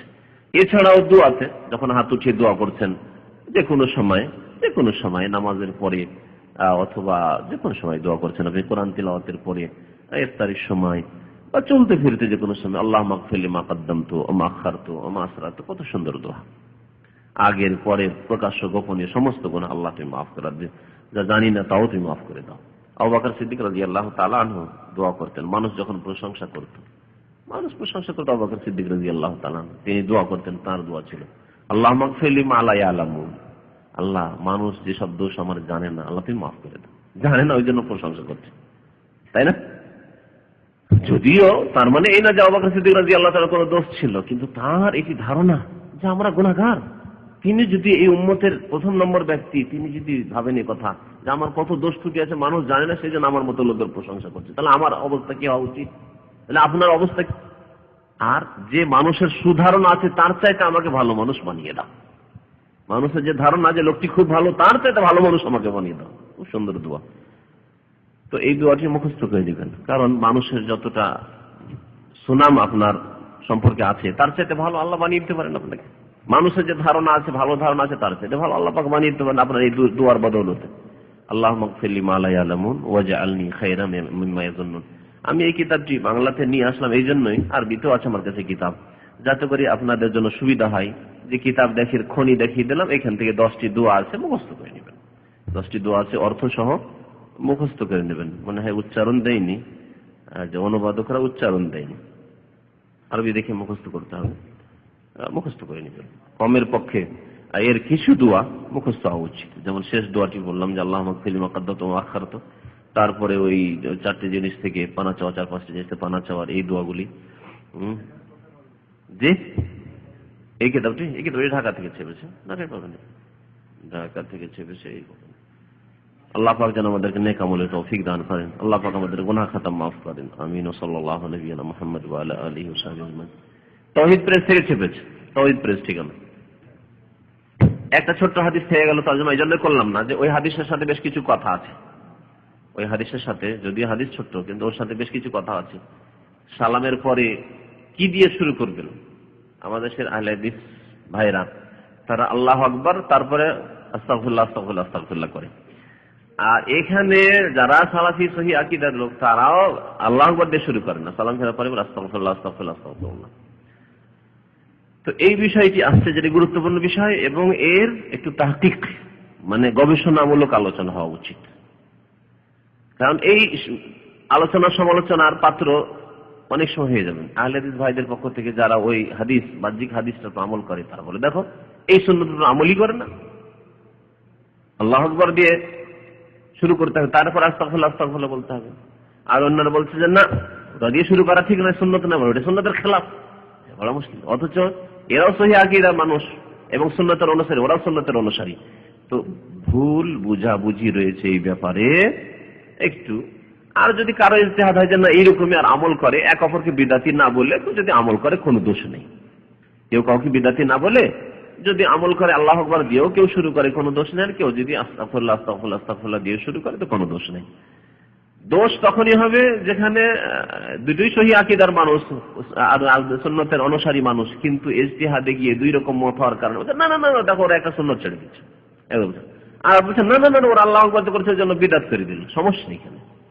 সুতরাং এই বিষয়টি ইনশাআল্লাহ এই মর্মে আরো যে হাদিসগুলি মুসলিমে আছে দু একটি, ওটা নিয়ে আসার পরে আলোচনা করা যাবে যে আসল রহস্যটা কি, এইরকম ইখতিলাফ কেন। বলেছি কয়টা লোকের মনে আছে? হ্যাঁ, এরকম বলেছি সংক্ষেপে। হ্যাঁ, এখানে আছে জিকির হাদিসটাই, তোরা আল্লাহু আকবার কেন বললে? এখানে আছে জিকির। আর একটা হাদিস আছে তাকবীর, হাদিস ইবনে আব্বাসেরই, একই সাহাবীর। তাহলে একই সাহাবী একবার জিকির বলছেন, একবার তাকবীর বলছেন। ঠিক আছে, আপনারা যারা মানে তদন্ত করার মতো লোক পড়ে শুনে বহস করে নিয়ে আসতে পারবেন, রিসার্চ করে নিয়ে আসবেন আগামী সপ্তাহে, যে আপনাদের কতটুকু জানা আছে সম্পর্কে। কি আল্লাহু আকবার দিয়ে আসসালামু আলাইকুম ওয়া রাহমাতুল্লাহ, আসসালামু আলাইকুম ওয়া রাহমাতুল্লাহ, আল্লাহু আকবার, আস্তাগফিরুল্লাহ আস্তাগফিরুল্লাহ আস্তাগফিরুল্লাহ এরকম করবেন না? আসসালামু আলাইকুম ওয়া রাহমাতুল্লাহ, আসসালামু আলাইকুম ওয়া রাহমাতুল্লাহ, আস্তাগফিরুল্লাহ আস্তাগফিরুল্লাহ আস্তাগফিরুল্লাহ। আমি মত চাই না, তাহকিক লাগে কোনটা ঠিক, কোনটা আস্তাগফিরুল্লাহ দিয়ে শুরু, আস্তাগফিরুল্লাহ দিয়ে শুরু। কিন্তু আরেক হাদিস আছে যেখানে আছে তাকবীর। হ্যাঁ, কুননা নারিফু ইনকিজা সালাতি রাসূলিল্লাহ সাল্লাল্লাহু আলাইহি ওয়াসাল্লাম বিতাকবীর, মুসলিম শরীফের হাদিস আছে। মুসলিম, বুখারীতে হাদিস আছে এখানে জিকির। ইনশাআল্লাহ আগামী সপ্তাহে আমাদের এই মাহবুব ভাইয়ের আব্বা অসুস্থ রয়েছেন, আরো অনেকের আব্বা, কারো ছেলে, কারো মেয়ে, কারো ভাই বোন অসুস্থ। আমিও অসুস্থ আছি, দোয়া করবেন আল্লাহ পাক যেন সুস্থ করেন ইনশাআল্লাহ। আল্লাহ গুনাহ খাতা মাফ করেন এবং সুস্থ করেন। বহু অত্যাচার কাসির অনেক সময় বড় অর্থে ভাব অর্থ হইতে পারে। আমি বড় বলেছি না বহু বলেছি? বড় বলেছি। জলমান কাসিরা বহু অত্যাচার করে, বড় অত্যাচার। মানুষ যদি একটা গুনাহ করে তো বড় অত্যাচার হল না, কিন্তু সাগীরা গুনাহ যদি 10টা করে ওইটাই বড় অত্যাচার হয়ে গেল। খবর শোনা, মহিলা খবর পড়েছে, বাংলায় খবর পড়েছে, একটু খবর শুনি, একদিন কোন রকম শুনে নিল, সাগিরা গুনাহ করলো বলবো, ঠিক না? কিন্তু ডেলি ওর অভ্যাস হুজুরজি দাঁড়িয়ে নিয়ে বসে মহিলার খবর শুনবে, টিভির খবর শুনবে, তো কি বলবেন এটাকে? হ্যাঁ, জুলমান কাসিরা এবং কাবিরা, ছোট গুনাহ কাবিরা হয়ে যায় যদি বারবার করা হয়, তো জুলম কাসিরাই জুলমে কাবিরা হয়ে যায়। মনে রাখবেন, লা তাহকিরান্না, কবি আরবি ভাষায় বলেছেন, লা তাহকিরান্না সাগীরাতান, তোমরা ছোট গুনাহকে তুচ্ছ মনে করিও না, যে ছোট গুনাহ, এমন কি আমি তো খবরই শুনছি, আমি তো ফিল্মও দেখি না, আমি উদ্দেশ্য হচ্ছে আমার খবর শোনা। ইন্নাল জিবালা মিনাল হাসা, কারণ পাহাড় পর্বতমালা তৈরি হয়েছে ক্ষুদ্র ক্ষুদ্র পাথর বা কঙ্কর নিয়ে, সুতরাং ডেলি ডেলি শুধু মহিলার খবর, টিভির খবর আমাকে শুনতে হবে, দেখতে হবে, করতে করতে কাবিরা গুনাহ। অন্যের জন্য দোয়া আল্লাহুম্মা মাগফির লেখা করা যাবে না, আল্লাহুম্মা মাগফিরলে, তারপর আল্লাহর সাথে কথা বলা হচ্ছে, নাম ধরে নবী সাল্লাল্লাহু আলাইহি ওয়াসাল্লাম, আল্লাহর সাথে কথা হচ্ছে। কিন্তু যদি সম্বোধন করা হয় যে ও দৌলি, ইয়া আব্দুল্লাহ জাহাঙ্গীর, ও দৌলি, নামাজের মধ্যে, কোনটা? হ্যাঁ, তো সম্বোধন করা হয়ে গেল, তো ওই জন্য মানুষের কথা হয়ে গেল। ইয়ারহামুল্লাহ যদি করা হইতো তাহলে চলতো, ইয়ারহামুকাল্লাহ চলবে না, তোমার আল্লাহ রহম করে, সম্বোধন হয়ে যাচ্ছে মানুষকে। বিসমিল্লাহির রহমানির রহিম, আলহামদুলিল্লাহি রাব্বিল আলামিন, ওয়াসসালাতু ওয়াসসালামু আলা সাইয়্যিদিল মুরসালিন নবিয়িনা মুহাম্মদ ওয়া আলা আলিহি ওয়া সাহবিহি আজমাইন। قال المؤلف رحمه الله تعالى عن ابن عباس رضي الله تعالى عنهما أن رفع الصوت بالذكر حين ينصرف الناس من المكتوبة كان على عهد رسول الله صلى الله عليه وسلم। আব্দুল্লাহ বিন আব্বাস রাদিয়াল্লাহু তাআলা আনহুমা বর্ণনা করছেন যে আন্না রাফআ আস-সাওত বিয-যিকর, জিকির উচ্চ স্বরে পাঠ করা, জিকির উচ্চ স্বরে পাঠ করা, রাফআ আস-সাওত মানে আওয়াজ উঁচা করা, বিয-যিকরে জিকিরে, জিকিরে আওয়াজ উঁচা করা মানে উচ্চ স্বরে জিকির আজকারগুলি পাঠ করা। কখন? হিনা ইয়ানসারিফুন নাসু মিনাল মাকতুবাতি, যখন মানুষরা ফরজ নামাজ থেকে সালাম ফিরায়, মানে সালাম ফিরার পরে, আসসালামু আলাইকুম ওয়া রাহমাতুল্লাহ, আসসালামু আলাইকুম ওয়া রাহমাতুল্লাহ, সালাম ফিরার পরে জিকির আজকারগুলি উচ্চ স্বরে পাঠ করা। কি সুন্নত না সুন্নত নাই? বলছেন কানা আলা আহদে রাসূলুল্লাহ সাল্লাল্লাহু আলাইহি ওয়াসাল্লাম, রাসূলুল্লাহ সাল্লাল্লাহু আলাইহি ওয়াসাল্লামের আমলে, যুগে ছিল, মানে সেই যুগে আমরা এইভাবে কি করতাম, জিকির আজকারগুলি উচ্চ স্বরে পাঠ করতাম। তাহলে এই হাদিস দ্বারা কি জানা গেল? প্রথম কথা, নামাজে সালাম ফিরার পরে জিকির আজকার রয়েছে, মোনাজাত সম্মিলিত নেই। কি আছে? জিকির আজকার আছে, মানে সবাই নিজ নিজ জিকির আজকার করবে। যা শুরু হবে আস্তাগফিরুল্লাহ আস্তাগফিরুল্লাহ আস্তাগফিরুল্লাহ, আল্লাহুম্মা আনতাস সালাম ওয়া মিনকাস সালাম তাবারাকতা ইয়া যাল জালালি ওয়াল ইকরাম, ইলা আখিরি, যত আছে, যতগুলি জিকির আজকার দোয়া পড়া ওখানে আছে নবী করিম সাল্লাল্লাহু আলাইহি ওয়াসাল্লাম থেকে প্রমাণিত। এগুলো হচ্ছে জিকির। আমার বাজানো না অন্যদের, আমার তো বাজার কথা নয়, আমি মাগরিব থেকেই সাইলেন্ট রাখি, এগুলো রোগ আপনাদের। তো রাসূলুল্লাহ সাল্লাল্লাহু আলাইহি ওয়াসাল্লাম জামানায় তাহলে কি ছিল? সালাম ফিরার পরে জিকির আজকার ছিল, সম্মিলিত মুনাজাত ছিল না। আমিন রব্বানা আতিনা ফিদ দুনিয়া হাসানা ওয়া ফিল আখিরাতি হাসানা, ইমাম সাহেব শুরু করলো আর সবাই বলছেন আমিন আমিন আল্লাহুম্মা আমিন আল্লাহুম্মা আমিন, এটা ছিল না। হাদিস স্পষ্ট, কারণ ওটা থাকলে এটা থাকছে না, আর হাদিসে প্রমাণিত যে এটা ছিল, সুতরাং ওটা ছিল না। সালাম ফেরার পরে হিনা ইয়ানসারিফুন নাস, মানুষ সালাম ফেরার পরে জিকির আজকার উচ্চ স্বরে করতো রাসূলুল্লাহ সাল্লাল্লাহু আলাইহি ওয়াসাল্লাম জামানায়। তাহলে জিকির আজকার ছিল, সুন্নাত হচ্ছে জিকির আজকার করা। মসজিদ থেকে আবার টান দেওয়া না, সালাম ফেরার পরে দিলাম টান, ওটাও নাই, যেমন মোনাজাত করা নাই। 2 নম্বর মাসলা প্রমাণিত হলো যে এই জিকির আজকার গুলি মনে মনে নয়, আস্তে আস্তে নয়, বরং উচ্চ স্বরে রাফউস সাওত করতে হবে, আওয়াজ উঁচা করতে হবে। যে সুন্নতটি আজকে প্রায় মরে গেছে, যে সুন্নতটি পরিত্যক্ত হয়ে গেছে, বাদ দিয়ে দিয়েছে, এমনকি অনেক কোরআন শোনার অনুসারী ভাইয়েরাও বাদ দিয়ে দিয়েছে। এই জন্য এখানে এই সৌদি আরবে বিশেষ করে এই সুন্নতটি কোন কোন মসজিদে বা প্রায় মসজিদে 1-2 জনকে দেখা যায় যারা এই সহিহ সুন্নাত সম্পর্কে জানে এবং সুন্নতটিকে জাগাতে চায়, জীবিত করতে চায়। বাকি জনসাধারণ অথচ সহিহ আকীদা থাকা সত্ত্বেও এই হাদিসের উপর আমল ছুটে গেছে। রাফুস সাওত পড়ে, অনেকে পড়ে কিন্তু মনে মনে, কারণ বেশিরভাগ যখন পড়ে না তখন মনে হয় যে আমি একাই পড়বো, তো সবাই তো আমাদের তাকাবে, অনেকে এরকম ভাবে। না, আপনি রাসূলের সাথে হন, দুনিয়া কি করছেন না করছে ওটা দেখান না। আপনি কার সাথে আছেন? নবী মুহাম্মদ সাল্লাল্লাহু আলাইহি ওয়াসাল্লামের সাথে আছেন। এটা আপনার গৌরবের বিষয়, ফখরের বিষয়। আলহামদুলিল্লাহ, আমি আল্লাহ রাসূলের সাথে আছি, আমি সাহাবায়ে কেরামের সাথে আছি। কানা আলা আহদি রাসূলিল্লাহ সাল্লাল্লাহু আলাইহি ওয়াসাল্লাম, রাসূলুল্লাহ সাল্লাল্লাহু আলাইহি ওয়াসাল্লামের জামানার সুন্নাত হচ্ছে রাফুস সাওত, উচ্চ স্বরে জিকির আজকার করা। তাহলে সালাম ফেরার পরে এই আমলে আমাদের অনেকের ত্রুটি, এই ত্রুটিকে মনে রাখতে অনেক সময় ভুলে যায়। জানা আছে যে এটি সুন্নাত উচ্চস্বরে, কিন্তু ভুলে যায়। ভুলবেন না, আপনি মনে রাখেন যে আমার সালাম ফেরার পরে জিকির আজকারগুলি উচ্চস্বরে করতে হবে। আস্তাগফিরুল্লাহ আস্তাগফিরুল্লাহ আস্তাগফিরুল্লাহ, উচ্চস্বরে। আল্লাহুম্মা আনতাস সালাম ওয়া মিনকাস সালাম তাবারাকতা ওয়া জালালু ওয়াল ইকরাম, লা ইলাহা ইল্লাল্লাহু ওয়াহদাহু লা শারীকা লাহু লাহুল মুলকু ওয়া লাহুল হামদু ওয়া হুয়া আলা কুল্লি শাইইন কাদির। এইভাবে কেউ যদি যুক্তি পেশ করে, আরে পিছনে দ্বিতীয় নামাজ পড়ে, জামাতের নামাজ পড়ছে লোকেরা, ওদের ডিস্টার্ব হবে, তারা ভুল করছে। দ্বিতীয় জামাত কেন করতে এলো তারা? দ্বিতীয় জামাত করছে, তারা ভুল করেছে, আপনি ভুল করেন, আপনি সুন্নাত মোতাবেক আমল করছেন। ওরা বুঝুক ওদের নামাজের কি হচ্ছে না হচ্ছে, আপনি সুন্নাত মোতাবেক আমল করছেন। আপনার এটা দেখার বিষয় না। বলেন কেউ সুন্নাত পড়ছে না, এটা সুন্নাত পড়ার সময় নেই, এটা জিকির আজকার করার সময়। তোমাকে তাড়াতাড়ি এক্ষুনি সুন্নাত পড়ে যাও, বাসায় গিয়ে পড়োগা, বাড়িতে গিয়ে পড়োগা, এত তাড়াতাড়ি সুন্নাত পড়তে হবে জিকির আজকার বাদ দিয়ে। এসব অজুহাত চলবে না যে কিছু লোকেরা সুন্নাত শুরু করছে, কিছু লোক ফরজ নামাজ আবার দ্বিতীয় জামাত শুরু হয়েছে, সুতরাং জোরে জোরে যদি আমরা জিকির আজকার করি তাদের নামাজে গোলযোগ হবে না। ওসব দেখা দেখেন বিষয়, আপনি সুন্নাত কাজ করছেন। এই হচ্ছে সুন্নাত কায়েম করা রাসূলুল্লাহ সাল্লাল্লাহু আলাইহি ওয়াসাল্লাম। এই ছিল হাদিস রাফুস সাওত বিযিকর, আর জিকির আজকার উচ্চস্বরে। জিকির বললে সমস্ত জিকির আজকারগুলি যেগুলি সালামের পরে পড়া রয়েছে, তার মধ্যে আয়াতুল কুরসি রয়েছে, যতগুলি কালেমা তাওহীদ যা বললাম রয়েছে। আল্লাহুম্মা লা মানিয়া লিমা আতাইতা ওয়া লা মুতিয়া লিমা মানাতা ওয়া লা ইয়ানফাউ যাল জাদ্দ মিনকাল জাদ্দ, আল্লাহুম্মা আইন্নি আলা যিকরিকা ওয়া শুকরিকা ওয়া হুসনি ইবাদাতিকা। মুখস্থ আছে? আচ্ছা, যার মুখস্থ নেই মুখস্থ করবেন যতগুলি জিকির আজকার আছে। আমরা তো এর আগে লিফলেট, হাজার হাজার লিফলেট ছাপাইলাম, আজকার বাদ আসসালাম, নামাজের পরে জিকির আজকার। তো এগুলি মুখস্থ করে নেবেন। আমাদের কাছে আছে, কারো যদি প্রয়োজন হয় আরবিতে লেখা আছে, উচ্চারণ দেওয়া আছে, যদি কেউ আরবি না পড়তে পারে উচ্চারণ দেওয়া আছে বাংলায়, তারপরে আবার তরজমা করা আছে। আছে আমাদের কাছে, কম্পিউটারে হেফাজতে আছে, যদি কোনো ভাইয়ের প্রয়োজন হয় তো সংগ্রহ করে নিয়ে গিয়ে মুখস্থ করবেন। তারপরে কিতাব রয়েছে কি? হাদিস নম্বর 50, হাদিস নম্বর 50 আব্দুল্লাহ বিন আব্বাস রাদিয়াল্লাহু তাআলা আনহু বর্ণনাকারী হাদিসে। এখন এই হাদিসে জিকির আজকার উচ্চ স্বরে পড়া আছে।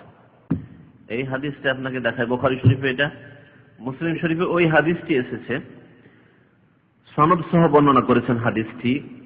হাদিস নম্বর হচ্ছে 1205, বাংলা যেটা মুসলিম সেটি। বাংলায় বললাম এই জন্য যে আপনার অধিকাংশ বাংলায় হয়তো দেখবেন, আরবি দেখবেন। আরবিতে আর ওতে নম্বরে একটু পার্থক্য আছে।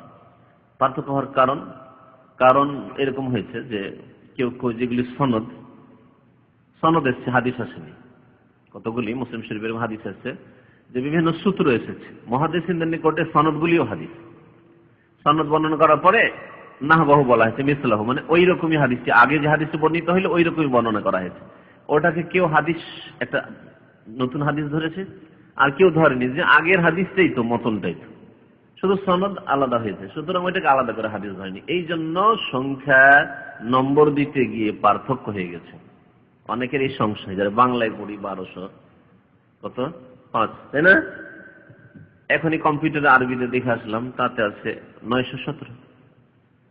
আমি ওখানে দেখলাম 917। যদি মাক্তাবা শামেলা কেউ দেখতে চান সিডিতে, তাহলে 917 থেকে 19 নম্বর, এটা হচ্ছে 19 নম্বর, 17, 18, 19 নম্বর, এটা 919। পার্থক্য, অনেক পার্থক্য। এই পার্থক্যগুলি এইসব কারণে হয়েছে। তো এতে যে হাদিসটি আছে, তারপরে তাকবীরের হাদিসটি শোনাবো। এই সেম হাদিসটি শোনাই। সেম হাদিসটি ইমাম মুসলিম রাহমাতুল্লাহ আলাইহির ওস্তাদ মুহাম্মদ বিন হাতিম থেকে বর্ণনা করেছেন ইমাম মুসলিম, আর তিনি তার ওস্তাদ বয়ান করেছেন মুহাম্মদ বিন বাকর থেকে। তার ওস্তাদ মুহাম্মদ বিন বাকর বর্ণনা করেছেন ইবনে জুরাইজ থেকে। ইবনে জুরাইজ তাবেঈ, মক্কায় ছিলেন দীর্ঘদিন তিনি বলছেন যে আমাকে জানিয়েছেন তারপরে আরেকটা সূত্র থেকে ইমাম মুসলিমের ওস্তাদ ইসহাক বিন মানসুর, তার ওস্তাদ আব্দুর রাজ্জাক, ইমাম আব্দুর রাজ্জাক সানানি, ইয়ামান দেশের খুব বড় ইমাম ছিলেন, মুহাদ্দিস।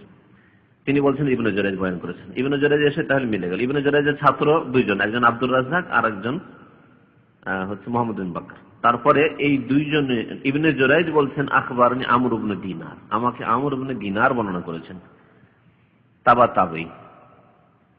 তিনি হাদিস বর্ণনা করেছেন যে আবু মাবাদ মাওলা ইবনে আব্বাস, আবু মাবাদ থেকে, আবু মাবাদ তাবেঈ, আন্না আবা মাবাদিন মাওলা ইবনে আব্বাস, আব্দুল্লাহ বিন আব্বাস রাদিয়াল্লাহু তাআলা আনহু সাহাবী, তার আযাদকৃত গোলাম, স্বাধীন করা গোলাম আবু মাবাদ তার উপনাম। তিনি আখবরাহু জানিয়েছেন যে আন্না ইবনে আব্বাসিন আখবরাহু, আব্দুল্লাহ বিন আব্বাস রাদিয়াল্লাহু তাআলা আনহুমা তার মনিব তাকে জানিয়েছেন এই হাদিসটি কি আন্না রাফআস সাউতি বিযিকরি হিনা ইয়ানসারিফুন নাসু মিনাল মাকতুবাতি কানা আলা আহদিন নবী সাল্লাল্লাহু আলাইহি ওয়াসাল্লাম। এখানে কানা আলা আহদি রাসূলুল্লাহ সাল্লাল্লাহু আলাইহি ওয়াসাল্লাম, এখানে কানা আলা আহদিন নবী সাল্লাল্লাহু আলাইহি ওয়াসাল্লাম, হাদিস একই, শুধু রাসূল আর নবীর পার্থক্য কি উচ্চ স্বরে জিকির করা। হিনা ইয়ানসারিফুন নাস মিনাল মাকতুবা, ফরজ নামাজ থেকে সালাম ফিরার সময় মানুষরা যখন সালাম ফিরে তখন কানা আলা আহদিন নবী সাল্লাল্লাহু আলাইহি ওয়াসাল্লামের জামানায় ছিল, আমল ছিল। উচ্চ স্বরে তাহলে সাহাবায়ে কেরামরা কি করতেন? এই জিকির আজকারগুলি পাঠ করতেন। তারপর একটু বাড়তি আছে যেটা এখানে সংক্ষিপ্ত বুখারীতে নেই, তা আছে ওয়ান্নাহু কালা কালা ইবনে আব্বাস, আবু মাবাদ বলছেন যে আমার ওস্তাদ বা আমার মনিব ইবনে আব্বাস রাদিয়াল্লাহু তাআলা বলেছেন কুনতু আলামু ইযান সারাফু বিযালিকা ইযা সামিতুহু, আমি জানতে পারতাম, দূরেও যদি থাকতাম, সালাম শুনিনি, কিন্তু সবাই আশেপাশের লোকেরা, প্রথম কাতারের লোকেরা যখন জিকির আস্তাগফিরুল্লাহ আস্তাগফিরুল্লাহ এই জিকির শুরু করে দিয়েছে, তারপরের লোকেরা শুরু করেছে, তখন জানতে পারতাম যে হ্যাঁ এখন নামাজ শেষ হয়ে গেছে। অনেক সময় সালামের আওয়াজ শোনা যায় না, তখন তার এইভাবে আওয়াজ পৌঁছানোর ব্যবস্থা ছিল না। আর বড় মসজিদে তৃতীয় চতুর্থ কাতারে বা তার পিছনে আওয়াজ পৌঁছিবে না অনেক সময়। তো বলছেন কুনতু আলামু, আমি জানতে পারতাম, ইযান সারাফু, যখন তারা নামাজ থেকে ফিরতো, বিযালাক এর দ্বারাই, উচ্চ স্বরে জিকির শুনে, জিকির আজকার শুনে জানতে পারতাম, ইযা সামিতু, যে সময় আমি শুনতাম। এখানে কি শব্দটা এসছে? রাফুস সাউত বিযিকির, জিকির আজকারগুলি উচ্চ স্বরে পাঠ করার কথা এসছে। তাহলে এই হাদিস এই হাদিসের মুওয়াফিক, একই রকম, ঠিক না? আর দুইটি হাদিস মুসলিমে এসেছে তার আগে, 1203 এবং 1204, বাংলা সহিহ মুসলিমের, সহিহ মুসলিম একটাই বাংলা এসেছে, দ্বিতীয় খণ্ড হাদিস নম্বর কত বললাম? 1203 আর 4, একটা এরা ছাপিয়েছে বাংলাদেশ ইসলামিক সেন্টার, ছাপিয়েছে এখন ছাপিয়েছে, তাহলে ওটা আমাদের কাছে আসেনি। এটার নম্বর বললাম, ওটার নম্বর হয়তো পার্থক্য হতে পারে, ওটা আবার মাকতুবা শামিলের সাথে ওরা মিলিয়েছে। তৌহিদ প্রেস যে বুখারী ছাপাচ্ছে সেটা মাকতুবা শামিলের সাথে মিলছে, একই রকম সেম নম্বর তারা দিয়েছে। এটা একটা ভালো কাজ করেছে, কেউ যদি সিডিতে কম্পিউটারে দেখতে চায় আরবিতে, তাহলে ওই সেম নম্বরটা গিয়ে কিন্তু বাংলা বুখারীতে পাবে তৌহিদ প্রেসের। অন্যান্য বুখারী যারা ইসলামিক ফাউন্ডেশন ছাপিয়েছে অন্যরা না, নম্বরে এদিক ওদিক আছে। তো এখানে ইমাম মুসলিম রাহমাতুল্লাহ আলাইহির ওস্তাদ জুহাইর বিন হারব, তার ওস্তাদ সুফিয়ান বিন ওয়াইনা, খুব বড় মুহাদ্দিস ছিলেন, তার ওস্তাদ আমর ইবনে দিনার, ওই যে আমর ইবনে দিনারের কথা আছে। তাহলে হাদিস উপরে গিয়ে কিন্তু একই হাদিস কিন্তু একই। তার ওস্তাদ আখবারানি বিযা আবু মাবাদ, একই হাদিস। আবু মাবাদ বর্ণনা করছেন, বলছেন যে আমাকে এই হাদিসটি বলেছিলেন আবু মাবাদ, সুম্মান কারাহু বাদু, তারপরে আবার অস্বীকার করেছেন। আমি এরকম বলি, ভালো করে এই কথাটা বোঝাবার জন্য আমি এই বুখারীর সাথে মুসলিমটা আজকে নিয়ে এসেছি। এবং গত সপ্তাহে এই ছোট্ট একটা হাদিসের দর্শ না শেষ করে ছেড়ে দিয়েছিলাম। মদিনা ইউনিভার্সিটিতে যখন এই হাদিসটা আমাদের দর্শে আসে, তখন যারা এই তাকবীরের উপর আমল করা ছেলেরা, লেডিস, পাকিস্তান, বাংলাদেশ, সারা বিশ্বের ছেলেরা ওখানে পড়ছে, বিশেষ করে ইন্ডিয়া, পাকিস্তান, বাংলাদেশে যারা লেডিস ছেলে, তারা বলছে তাকবীর দিয়ে শুরু করতে হবে। অনেকে বলে উঠল মানে এখানে তাকবীর আছে। তখন ওস্তাদ যে কথাটা বুঝিয়েছিলেন সেটা হচ্ছে এটা, যেটা আপনাদেরকে আজকে বলছি, যে আবু মাবাদ প্রথম বয়ান করেছিলেন হাদিস, তাকবীরের হাদিস, সুম্মা আনকারাহু বাদু, হাদিসে আছে, তারপরে তিনি অস্বীকার করেছেন। বাংলা তরজমা করতে গিয়ে তরজমা করেন, মুশকিলটাই কেন? হাদিসের এই অংশটুকুর বাংলা অনুবাদ করতে গিয়ে 1203 এই তরজমা কিন্তু করেন, সংক্ষেপ করে দিয়েছে, সনদের তরজমা নেই আর অস্বীকার করার কথা নেই। কি আছে? এভাবে তরজমা করছে। আব্দুল্লাহ বিন আব্বাস থেকে বর্ণিত, তিনি বলেছেন আমরা তাকবীর পাঠ দ্বারা রাসূলুল্লাহ সাল্লাল্লাহু আলাইহি ওয়াসাল্লামের নামাজ শেষ হওয়া জানতে পারতাম। তাকবীর পাঠ দ্বারা রাসূলুল্লাহ সাল্লাল্লাহু আলাইহি ওয়াসাল্লামের নামাজ শেষ হওয়া জানতে পারতাম। তো এতটুকু যদি বাংলাকে পড়ে আর আরবি সম্পর্কে জ্ঞান না থাকে তাই বলবেন ঠিকই তো আছে, তাকবীর ঠিক না? তাহলে বলতে হবে আল্লাহু আকবার, আস্তাগফিরুল্লাহ, আস্তাগফিরুল্লাহ, আস্তাগফিরুল্লাহ। যে যেমন পড়বে তেমন সে আমল করবে। কিন্তু হাদিসে কি আছে দেখেন, কাল আখবারানি বেজা আবু মাবাদ, আমর ইবনে দিনার বলছেন যে আমাকে এই সম্পর্কে এইভাবে আবু মাবাদ খবর দিয়েছিলেন, হাদিসটি বয়ান করেছিলেন। সুম্মা আনকারাহু বাদু আন ইবনে আব্বাস, তারপরে ইবনে আব্বাস থেকে এই কথা বলাকে তিনি অস্বীকার করছেন, না না আমি এরকম বলিনি তো। তাহলে বর্ণনাকারী নিজেই যদি অস্বীকার করেন আমি এরকম বলিনি, তাহলে হাদিসটিকে এভাবে নেওয়া যাবে? তাহলে কিভাবে নিতে হবে? যেটা সম্পর্কে অস্বীকার করেননি। কি অস্বীকার করেননি? রাফুস জিকির, জিকির পড়া, এটা তিনি অস্বীকার করেননি, জিকিরটাকে সাব্যস্ত রেখেছেন।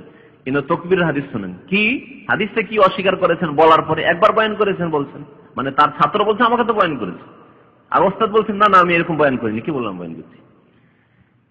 কাল বলছেন কুন্না নারিফু ইনকিজা সালাতি রাসূলিল্লাহ সাল্লাল্লাহু আলাইহি ওয়াসাল্লাম বিত্তাকবীরে, আমরা বুঝতে পারতাম, উপলব্ধি করতে পারতাম রাসূলুল্লাহ সাল্লাল্লাহু আলাইহি ওয়াসাল্লামের সালাত সমাপ্ত হয়ে যাওয়াকে, নামাজ শেষ হয়ে গেছে বুঝতে পারতাম যে এখন নামাজ শেষ হয়ে গেছে। কি দিয়ে? বিত্তাকবীর, তাকবীরের মাধ্যমে।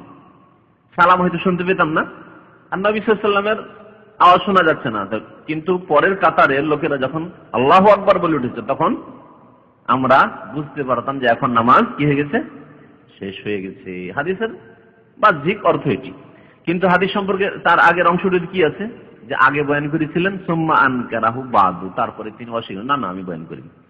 পরে এইরকম সেম হাদিসটি আসছে ইমাম মুসলিমের ওস্তাদ ইবনে আবি ওমর, তার ওস্তাদ সুফিয়ান বিন ওয়াইনা, আগের সনদের মতোই হয়ে গেল। তারপরে আমর ইবনে দিনার, ওস্তাদে পার্থক্য এখানে। ইমাম মুসলিমের ওস্তাদ যুহাইর বিন হারব এখানে একজন, আর ওখানে হচ্ছে ইবনে আবি ওমর, তারপরে সুফিয়ান বিন ওয়াইনা, এখানে ওখানে আমর ইবনে দিনার থেকে বয়ান করছেন। আন আবি মাবাদ, ওই আবু মাবাদই আসছে আবার। মাওলা ইবনে আব্বাস, আব্দুল্লাহ বিন আব্বাস রাদিয়াল্লাহু তাআলা আনহু বলেন আন্নাহু সামিআহু ইখবিরু আন আব্বাস, তিনি শুনেছেন যে তিনি ইবনে আব্বাস রাদিয়াল্লাহু তাআলা আনহুমা থেকে হাদিসটি বয়ান করেছেন, এই সংবাদটি দিয়েছেন বা এই হাদিসটি বয়ান করেছেন। কি মা কুন্না নারিফ, এখানে আছে কুন্না নারিফ ইনকিজা সালাতি রাসূলিল্লাহ সাল্লাল্লাহু আলাইহি ওয়াসাল্লাম বিতাকবীর, এখানে মা কুন্না, না বলার পরে হ্যাঁ ইল্লা দিয়ে বয়ান করা হয়েছে, অর্থ একই। বলছেন মা কুন্না নারিফ ইনকিজা সালাতি রাসূলিল্লাহ সাল্লাল্লাহু আলাইহি ওয়াসাল্লাম, আল্লাহ রাসূল সাল্লাল্লাহু আলাইহি ওয়াসাল্লামের নামাজ সমাপ্ত হওয়া আমরা জানতে পারতাম না ইল্লা বিতাকবীর, তবে তাকবীর হইলে, তাকবীর হইলে আমরা জানতে পারতাম যে নামাজ কি হয়ে গেছে। কে কার তাকবীর? কার তাকবীর? রাসূলুল্লাহ তাকবীর কেমন? সালামও শুনতে পেতেন, সালাম শুনতে পানি, তাই তো মুক্তাদিরা যারা দ্বিতীয় তৃতীয় কাতার আছে আল্লাহু আকবার বলে উঠেছে, তখন আমরা বুঝতে পারতাম যে নামাজ শেষ হয়ে গেছে।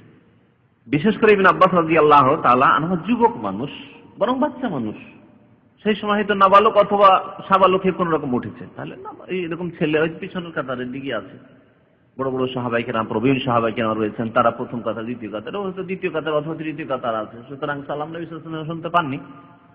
তখন যখন আশেপাশে শুনেছে তাকবীর আল্লাহু আকবার বা আস্তাগফিরুল্লাহ আস্তাগফিরুল্লাহ, তখন বুঝতে পেরেছেন যে নামাজ শেষ হয়ে গেছে। এই হলো বলার উদ্দেশ্য। এই হাদিসগুলো বোঝার জন্য দেখেন ইবনে আব্বাসের বয়সটাও জানতেন, না হলে মানুষ চিন্তা করবে যে কেমন কথা হলো, ইবনে আব্বাস নবী সাল্লাল্লাহু আলাইহি ওয়াসাল্লাম সালাম শুনতে পান না, তাহলে কি নামাজ ওই পিছনেই পড়েন নাকি? ভাই তার বয়স 12 বছর নয় 13 বছর।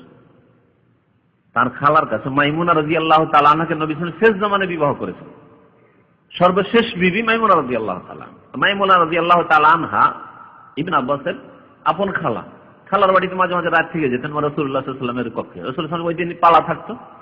একদিন নবী সাল্লাল্লাহু আলাইহি ওয়াসাল্লাম মাইমুনার বাড়িতে রাদিয়াল্লাহু তাআলা আনহা তাহাজ্জুদ শুরু করেছেন। ইবনে আব্বাস উঠে, বুখারী শরীফে হাদিস আছে, উঠে বাম দিকে দাঁড়িয়ে নবী সাল্লাল্লাহু আলাইহি ওয়াসাল্লামের সাথে তাহাজ্জুদ পড়া শুরু করেছেন। ছোট ছেলে, জানো না যে ডান দিকে দাঁড়িয়ে তাহলে বাম দিকে দাঁড়াইতে হয়। এই বয়সের মানুষ, শেষ জামানে, মক্কা বিজয়ের পরের ঘটনা অথবা আগের ঘটনা, 8ম হিজরি 9ম হিজরির ঘটনা হইতে পারে।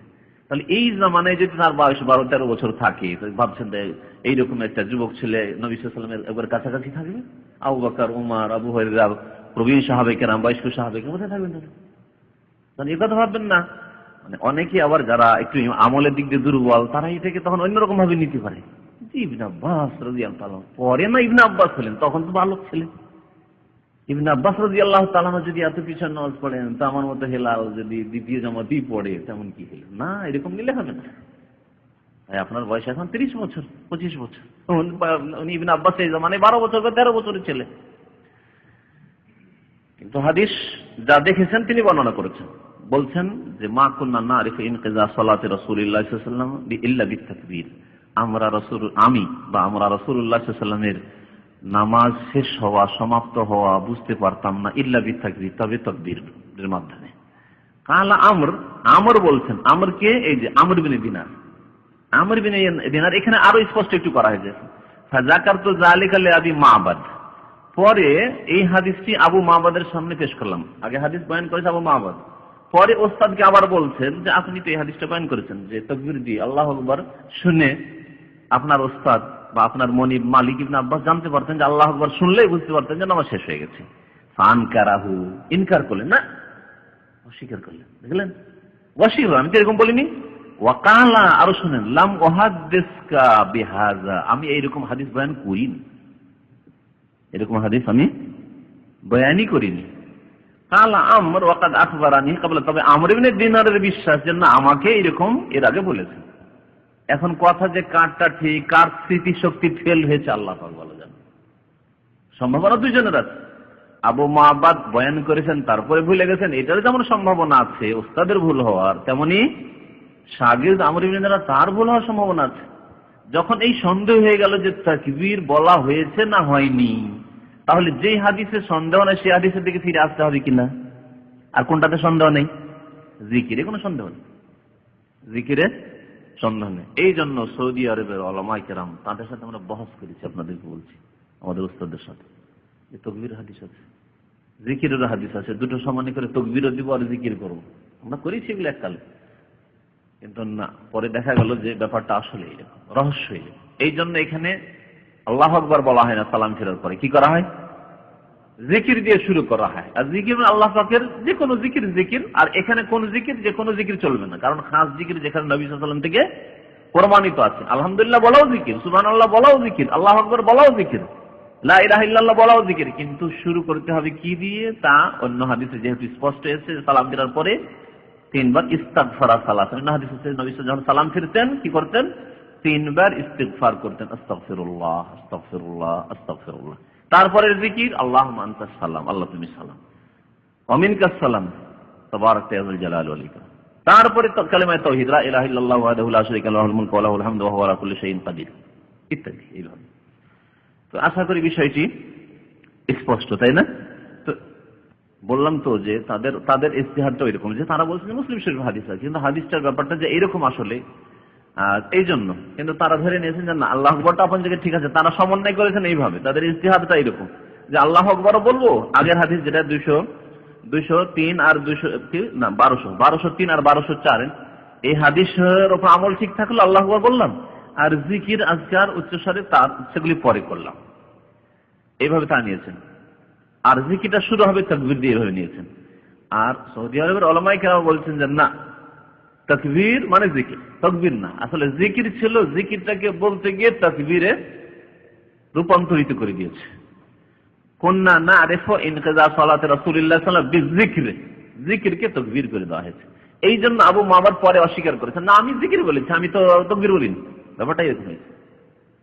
যারই ভুল হোক, শাগরিদের ভুল হোক আর উস্তাদের ভুল হোক, হয়তো জিকির একবার তাকবীর বলে দিয়েছেন, পরে খেয়াল করছেন না তাকবীর কেমন করে বলবেন। হয় আমি বক্তব্য করেছি, কারামতের আলোচনা করেছি, মুজিজা বলেছি, কিন্তু আমি খেয়াল করছি না আমি তো কারামত বলছি, আমার ব্রেন কিন্তু কারামত বলছে, কিন্তু জবান ব্রেনের বিপরীত অনেক সময় হয়, হয় না? না মনে হয় না, অনেক সময় খেয়াল থাকে না যে আমি কি বলছি। আমি মনে করছি আমার ব্রেনে যে বিষয়বস্তু আছে সেটাই তো বলছি, কিন্তু জবান অন্য দিকে চলে যাচ্ছে, হয় এরকম। এই জন্য এখানকার উলামারা বলছেন যে সহিহ তাকবীর নামাজের মধ্যে আছে, তাকবীর নামাজের বাইরে নেই, সেই জন্য জিকির দিয়ে শুরু করতে হবে, আস্তাগফিরুল্লাহ আস্তাগফিরুল্লাহ আস্তাগফিরুল্লাহ দিয়ে শুরু করতে হবে। বাকি আল্লাহু আ'লাম, যদি কারো ইজতিহাদ এরকম থাকে আর ওই ইজতিহাদ আমল করে তো তার জন্য সেটি। কিন্তু হাদিস সবগুলিকে একসাথে এই জন্য নিয়ে আসলাম যাতে স্পষ্ট হয়ে যায় মশলাটি, যে আসলে তাকবীর মানে জিকির। এখানে তাকবীরকে তাকবীরও যদি নেন তো আল্লাহু আকবার নয়, তাকবীর মানে আল্লাহর মহত্ব বয়ান করা, আর আল্লাহর মহত্ব বয়ান করা মানে জিকির আজকার। যে ব্যক্তি আল্লাহর কাছে ইস্তিগফার করলো সে আল্লাহর মহত্ব বয়ান করলো, আস্তাগফিরুল্লাহ আস্তাগফিরুল্লাহ আস্তাগফিরুল্লাহ, আল্লাহর মহত্ব বয়ান করলো। আল্লাহুম্মা আনতাস সালাম মিনকাস সালাম, আল্লাহর মহত্ব বয়ান করলো। আল্লাহ পাক রব্বুল আলামিনকে সে বড় নাম মনে করেছে, সবকিছু চাইছে, আল্লাহর কাছে কেন ইস্তিগফার করবে সে? বিদাতি মুশরিক কবর পূজারী, যাতে ধারণা দিচ্ছে কবর মাজারে, কারণ সেই তাদের কাছে বড়। কিন্তু আমাদের কাছে আল্লাহ পাক রব্বুল সবকিছু, আল্লাহু আকবার, আল্লাহ সবচেয়ে বড়, সবকিছু আল্লাহর কাছে পাওয়া যায়, সেজন্য আল্লাহ পাকের কাছে আমরা চাই। এই ছিল আজকের দর্স। আশা করি সংশয় দূর হবে। তবে কারো উপরে বিদআতের হুকুম লাগাবার দরকার নাই, কারো উপরে বিদআতের হুকুম লাগাবার দরকার নাই। কেউ যদি তাকবীর বলে তাদের ইজতিহাদি মাসলা মাসাইলে বিদআত না বলাই উচিত। বিদআত কোন ক্ষেত্রে বলা যাবে? যে ক্ষেত্রে দেখা যায় দলিল নেই অথচ আমল করছে। শবে বরাত কোনো সহি দলিল নেই, সম্মিলিত দোয়া, সম্মিলিত মোনাজাত, যেখানে সম্মিলিত নেই, সম্মিলিত পানি চাওয়াত আছে, ইস্তিসকার নামাজ আছে। সাল্লাল্লাহু আলাইহি ওয়া মুহাম্মদ ওয়া আলা আলিহি ওয়া সাহবিহি আজমাইন।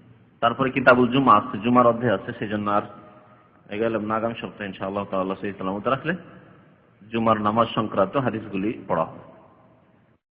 বিসমিল্লাহির রহমানির রহিম। আলহামদুলিল্লাহি রাব্বিল আলামিন ওয়াস সালাতু ওয়াস সালামু আলা রাসূলিহিল কারীম ওয়া আলা আলিহি ওয়া সাহবিহি আজমাইন। আম্মা বাদ। ফায়াকুলুল মুআল্লিফ রাহিমাহুল্লাহু তাআলা কিতাবুল জুমআ। কিতাবুল জুমআ এই অধ্যায় হচ্ছে জুমা সম্পর্কে, জুমা সম্পর্কিত হাদিসগুলি এখানে নিয়ে আসা হয়েছে বুখারী শরীফ থেকে সংক্ষেপ করে। 51 নম্বর হাদিস। আন আব্দুল্লাহ বিন উমর রাদিয়াল্লাহু তাআলা আনহুমা ইয়াকুল সামি'তু রাসূলুল্লাহ সাল্লাল্লাহু আলাইহি ওয়াসাল্লাম ইয়াকুল কুল্লুকুম রাঈন ওয়া কুল্লুকুম মাসউলুন আন রাঈয়াতিহি। আল ইমামু রাঈন ওয়া মাসউলুন আন রাঈয়াতিহি ওয়ার রাজুলু রাঈন ফি আহলিহি ওয়া হুয়া মাসউলুন আন রাঈয়াতিহি ওয়াল মারআতু রাঈয়াতুন ফি বাইতি যাওজিহা ওয়া মাসউলাতুন আন রাঈয়াতিহা ওয়াল খাদিমু রাঈন ফি মালি সাইয়্যিদিহি ওয়া মাসউলুন আন রাঈয়াতিহি। قال وحسبت أن قد قال والرجل راع في مال أبيه ومسؤول عن رعيته وكلكم راع وكلكم مسؤول عن رعيته। আব্দুল্লাহ বিন উমর রাদিয়াল্লাহু তাআলা আনহুমা বর্ণনা করছেন যে আমি আল্লাহ রাসূল সাল্লাল্লাহু আলাইহি ওয়াসাল্লামকে বলতে শুনেছি, আল্লাহ রাসূল সাল্লাল্লাহু আলাইহি ওয়াসাল্লামের কাছ থেকে শুনেছি, ইয়াকুল তিনি ইরশাদ করেছেন কুল্লুকুম রাঈন, তোমাদের প্রত্যেকে রাখাল।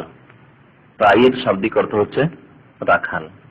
আর যদি ভাব অর্থ কেউ করে যে প্রত্যেকে দায়িত্বশীল, চলতে পারে, কিন্তু রাঈনের শাব্দিক অর্থ দায়িত্বশীল না। রাখাল সাধারণত দায়িত্বশীল, তার বকরি সম্পর্কে। গরু রাখালে গরুর দায়িত্বশীল সে, ওকে জিজ্ঞাসা করা হবে, মালিক জিজ্ঞাসা করবে। উটের যদি রাখাল হয় তো উটের দায়িত্বশীল সে। এর মানে হচ্ছে চরানো। তো রাখাল যেহেতু গরু, ছাগল, উট, বকরি চড়ায়, সেজন্য রাখালকে রাঈ বলে। রাঈ ইসিম ফাইল, রাঈউন ছিল, ফাইলুন। কুল্লুকুম রাঈন মানে কুল্লুকুম রাঈউন, ফাইলুন। রা'য়ার থেকে ইসিম ফাইল হচ্ছে রাঈউন, ফাইলুন। যে ব্যক্তি চড়ায় সে রাখাল। তোমাদের প্রত্যেকে রাখাল। ওয়া কুল্লুকুম মাসউলুন আন রাঈয়াতিহি, আর তোমাদের প্রত্যেককে জিজ্ঞাসা করা হবে। সাআলা ইয়াসআলু থেকে সাইল ইসিম ফাইল, আর মাসউল হচ্ছে ইসিম মাফউল। মাফউলুন ওজন হচ্ছে মাসউলুন। আনতা মাসউল আজকাল বলছে, মানে তোমাকে এর দায়িত্ব নিতে হবে, হ্যাঁ, তোমাকে জিম্মেদারি নিতে হবে। তোমাদের প্রত্যেককে জিজ্ঞাসা করা হবে, কারণ যে দায়িত্বশীল তাকে জিজ্ঞাসা করা হবে, ইনচার্জ। আন রাঈয়াতিহি, তার রাখালি সম্পর্কে, তার দায়িত্ব সম্পর্কে, রাখালি সম্পর্কে জিজ্ঞাসা করা হবে। প্রত্যেককে জিজ্ঞাসা করা হবে, কারণ প্রত্যেকের উপর কিছু না কিছু দায়িত্ব রয়েছে, কিছু না কিছু জিনিসের, ব্যক্তির, বস্তুর দেখাশোনার দায়িত্ব রয়েছে। এই সংক্ষিপ্ত কথাটির ব্যাখ্যা করেছেন রাসূলুল্লাহ সাল্লাল্লাহু আলাইহি ওয়াসাল্লাম। যেমন আল ইমাম রাঈন, ইমাম হচ্ছেন রাখাল। ইমাম হচ্ছেন রাখাল মানে রক্ষক, রক্ষণাবেক্ষণকারী, দায়িত্বশীল। ইমাম মানে কি এখানে? হ্যাঁ, ইমাম মানে ইমামতে উজমা উদ্দেশ্য করা হয়েছে, বৃহৎ ইমামত। ইমামত দুই রকম, ইমামতে কুবরা বা উজমা আর ইমামতে সুগরা। বৃহৎ ইমামত হচ্ছে দেশের খলিফা হওয়া, দেশের রাষ্ট্র অধিনায়ক হওয়া, দেশের দায়িত্বশীল হওয়া। যে দেশে প্রধানমন্ত্রীর হাতে মূল ক্ষমতা, সে প্রধানমন্ত্রী সেখানকার ইমাম। সেই ইমাম দুই প্রকার, সৎ আর অসৎ, সৎ এবং অসৎ। তারপরে আবার মুসলিম আর কাফির। আর মুসলিমের ইমাম মুসলিম হবে, যদিও দেশ হিসাবে দেশের নেতৃত্ব আছে, কিন্তু তার ইমাম হতে পারে না, দেশের শাসক। যেখানে ইমাম বলা হয়েছে মানে মুসলিম শাসক, এবং ইমাম সৎ হইতে পারে, মানে রাষ্ট্রনায়ক সৎ হইতে পারে, আবার অসৎ হইতে পারে, আংশিক অসৎ হইতে পারে, আবার বহু ক্ষেত্রে অসৎ হইতে পারে, বেশিরভাগ ক্ষেত্রে অসৎ হইতে পারে। যা পৃথিবীর অবস্থা বুঝতে পারছেন, আবার শত হতে পারে। রাসূলুল্লাহ বলছেন যে ইমাম হচ্ছে রাখাল। তাহলে ইমাম এটি হচ্ছে বৃহৎ ইমামতি, দেশের মালিক হওয়া, সবচেয়ে বড় মালিক হচ্ছে দেশের যে বড় মালিক, তারপরে তাদের যে নিচে স্তরের যে বিভিন্ন দায়িত্বশীল রয়েছে বিভিন্ন স্তরে, তারাও আপন আপন জায়গায় কি ইমাম, ডিসি, একটা ডিস্ট্রিক্টের সে রাখাল, রাই, দায়িত্বশীল, চেয়ারম্যান একটা অঞ্চলের দায়িত্বশীল, সে এলাকার রাই, মাসউল আল্লাহ পাকের কাছে, তাকে জিজ্ঞাসা করা হবে তার সম্পর্কে। এর থেকে উপরে মন্ত্রী, মিনিস্টার, বিভিন্ন ডিপার্টমেন্টের, হোম মিনিস্টার, ফরেন মিনিস্টার, এই ডিফেন্স মিনিস্টার, প্রতিরক্ষা মন্ত্রী, তমক মন্ত্রী, খাদ্যমন্ত্রী, তারপরে আপনার ইত্যাদি, প্রত্যেকে তাদের হচ্ছে রাই। এরা হচ্ছে ইমামাতে ওজমাতে বড় যে ইমাম, তার বড় যে খলিফা অথবা নেতা বা রাষ্ট্র অধিনায়ক, তার আন্ডারে তারা আপন আপন ডিপার্টমেন্টের তারা রাখাল দায়িত্বশীল, তাদেরকে এই সব সম্পর্কে জিজ্ঞাসা করা হবে। এর চাইতে নিচে চলে আসেন, তাহলে এটি গ্রামের যদি কেউ দায়িত্বশীল থাকে, সে দায়িত্বশীল গ্রাম সম্পর্কে, যদি তার কাছে এরকম ক্ষমতা দেওয়ানো থাকে। নাহলে বাড়ির মালিক, নবী সাল্লাল্লাহু আলাইহি ওয়াসাল্লাম তার কথা উল্লেখ করেছেন, বাড়ির মালিক। বাড়ির মালিক আব্বা হন, আব্বা নেই, হয়তো বড় ভাইকে দায়িত্ব দেওয়া আছে এবং তার দায়িত্ব আছে বড় হিসাবে ছোটদের উপর ইত্যাদি। এমনকি বাড়ির গৃহিণী মহিলা, তাকেও দায়িত্বশীল রাখাল বলা হয়েছে। তার দায়িত্ব সম্পর্কে, তার দায়িত্বে বেশ কিছু জিনিস আছে। ছোট ছেলেরা আছে, বড়রাকে যদি কন্ট্রোল নাও করতে পারে, ছোট ছেলেরা আছে, তাদের বাড়ির ভিতরে যা কিছু হচ্ছে, পাপ অন্যায় কিছু হচ্ছে, হয়তো স্বামী জানতে পারছে না, কিন্তু এই মহিলা জানছে, এসব সম্পর্কে তাকে জিজ্ঞাসা করা হবে। যদি এগুলির সংশোধন না করে, মেয়ে খারাপ হয়ে যাচ্ছে, ছেলে খারাপ হয়ে যাচ্ছে, বাবার খবর নেই, বাবা বাইরে ব্যবসা বাণিজ্য করে, বিদেশে চাকরি করে, কিন্তু মাকে খবর আছে, সে যদি সংশোধনের চেষ্টা না করে, এগুলি ধামা চাপা দেয়, ঢেকে রাখে, জবাব দেয় ফিরতে আল্লাহ পাক রব্বুল আলামিনের দরবারে। অথবা ধন সম্পদের ক্ষেত্রে বেঈমানি, আত্মসাৎ করে, তসুরপাত করে, প্রয়োজনের বেশি নষ্ট করে। যেমন অনেক মহিলার আছে, স্বামী টাকা পাঠাইতে আছে, ওর খরচের শেষ নেই, ওর বোনকে পুষছে, ওর বোনের বাড়ি উপহার আর উপঢৌকন, মায়ের বাড়ি, ভাইয়ের বাড়ি। এমনও মহিলারা আছে যে আপনার ভাই গেলে, আপনার বোন গেলে খোঁজ খবর নেবেন, কিন্তু ওর বোন, ওর ভাই, ওর ভাবি, সব ওগুলো পুষছে, বেঁধে বেঁধে দিয়ে পাঠাচ্ছে, খেয়ানত। এই সমস্ত ব্যক্তিদেরকে আল্লাহ পাক জিজ্ঞাসা করবেন। এই হচ্ছে এই হাদিসের বিষয়বস্তু, উপর মহল থেকে নিচু মহল পর্যন্ত। আর এক ইমামতি, যেটি হচ্ছে মসজিদের ইমামতি, ইমামতি সুগরা, যদি এর ফজিলত আল্লাহ পাকের কাছে অনেক ইমামতির, কিন্তু যেহেতু এই ইমামতির প্রভাব সমাজের উপর নেই, দেশের উপর নেই, মানুষের সংশোধন করার উপর নেই, মানুষের কন্ট্রোলের ক্ষেত্রে নেই, শুধু মসজিদ পর্যন্ত, নামাজ পর্যন্ত, নামাজের শুরু থেকে শেষ পর্যন্ত, এখানেও সে অবশ্যই দায়িত্বশীল। তাকে তার এই দায়িত্ব সম্পর্কে জিজ্ঞাসা, যথা সময়ে নামাজ কায়েম হচ্ছে কিনা, ঠিকভাবে নামাজ পড়া হচ্ছে কিনা, সুন্নতি তরিকায় নামাজ পড়ছে কিনা, পড়াচ্ছে কিনা, মুক্তাদিদের খেয়াল রাখছে কিনা। আল ইমামুর রাইন, নবী করিম সাল্লাল্লাহু আলাইহি ওয়াসাল্লাম ইরশাদ করেছেন, আল ইমামুর রাইন, শাসক বা রাষ্ট্র অধিনায়ক হচ্ছে রাখাল, দায়িত্বশীল। ওয়া মাসউলুন আন রাইয়াতিহি, তাকে জিজ্ঞাসা করা হবে তার রাখালি সম্পর্কে, দায়িত্ব সম্পর্কে। ওয়ার রাজুলু রাইন ফি আহলিহি, আর পুরুষ ব্যক্তি রাখাল তার পরিবারের মাঝে, তার স্ত্রীর মালিক, ছেলেদের মালিক, মেয়েদের মালিক, তাদের মালিক, এদের মালিক। ওয়া হুয়া মাসউলুন আন রাইয়াতিহি, তাকে জিজ্ঞাসা করা হবে আন রাইয়াতিহি, তার রাখালি সম্পর্কে, তার দায়িত্ব সম্পর্কে। ওয়াল মারআতু রাইয়াতুন ফি বাইতি যাওজিহা, আর মহিলা রাখাল দায়িত্বশীল তার স্বামীর বাড়ি সম্পর্কে, তার বাড়ির প্রত্যেকটি বস্তু সম্পর্কে, এবং যেগুলি তার কন্ট্রোলে যে ব্যক্তিগুলি, সেগুলি সম্পর্কে। যেমন ছেলে মেয়েদের ক্ষেত্রে বললাম যে সব কিছু হচ্ছে, ঘটছে।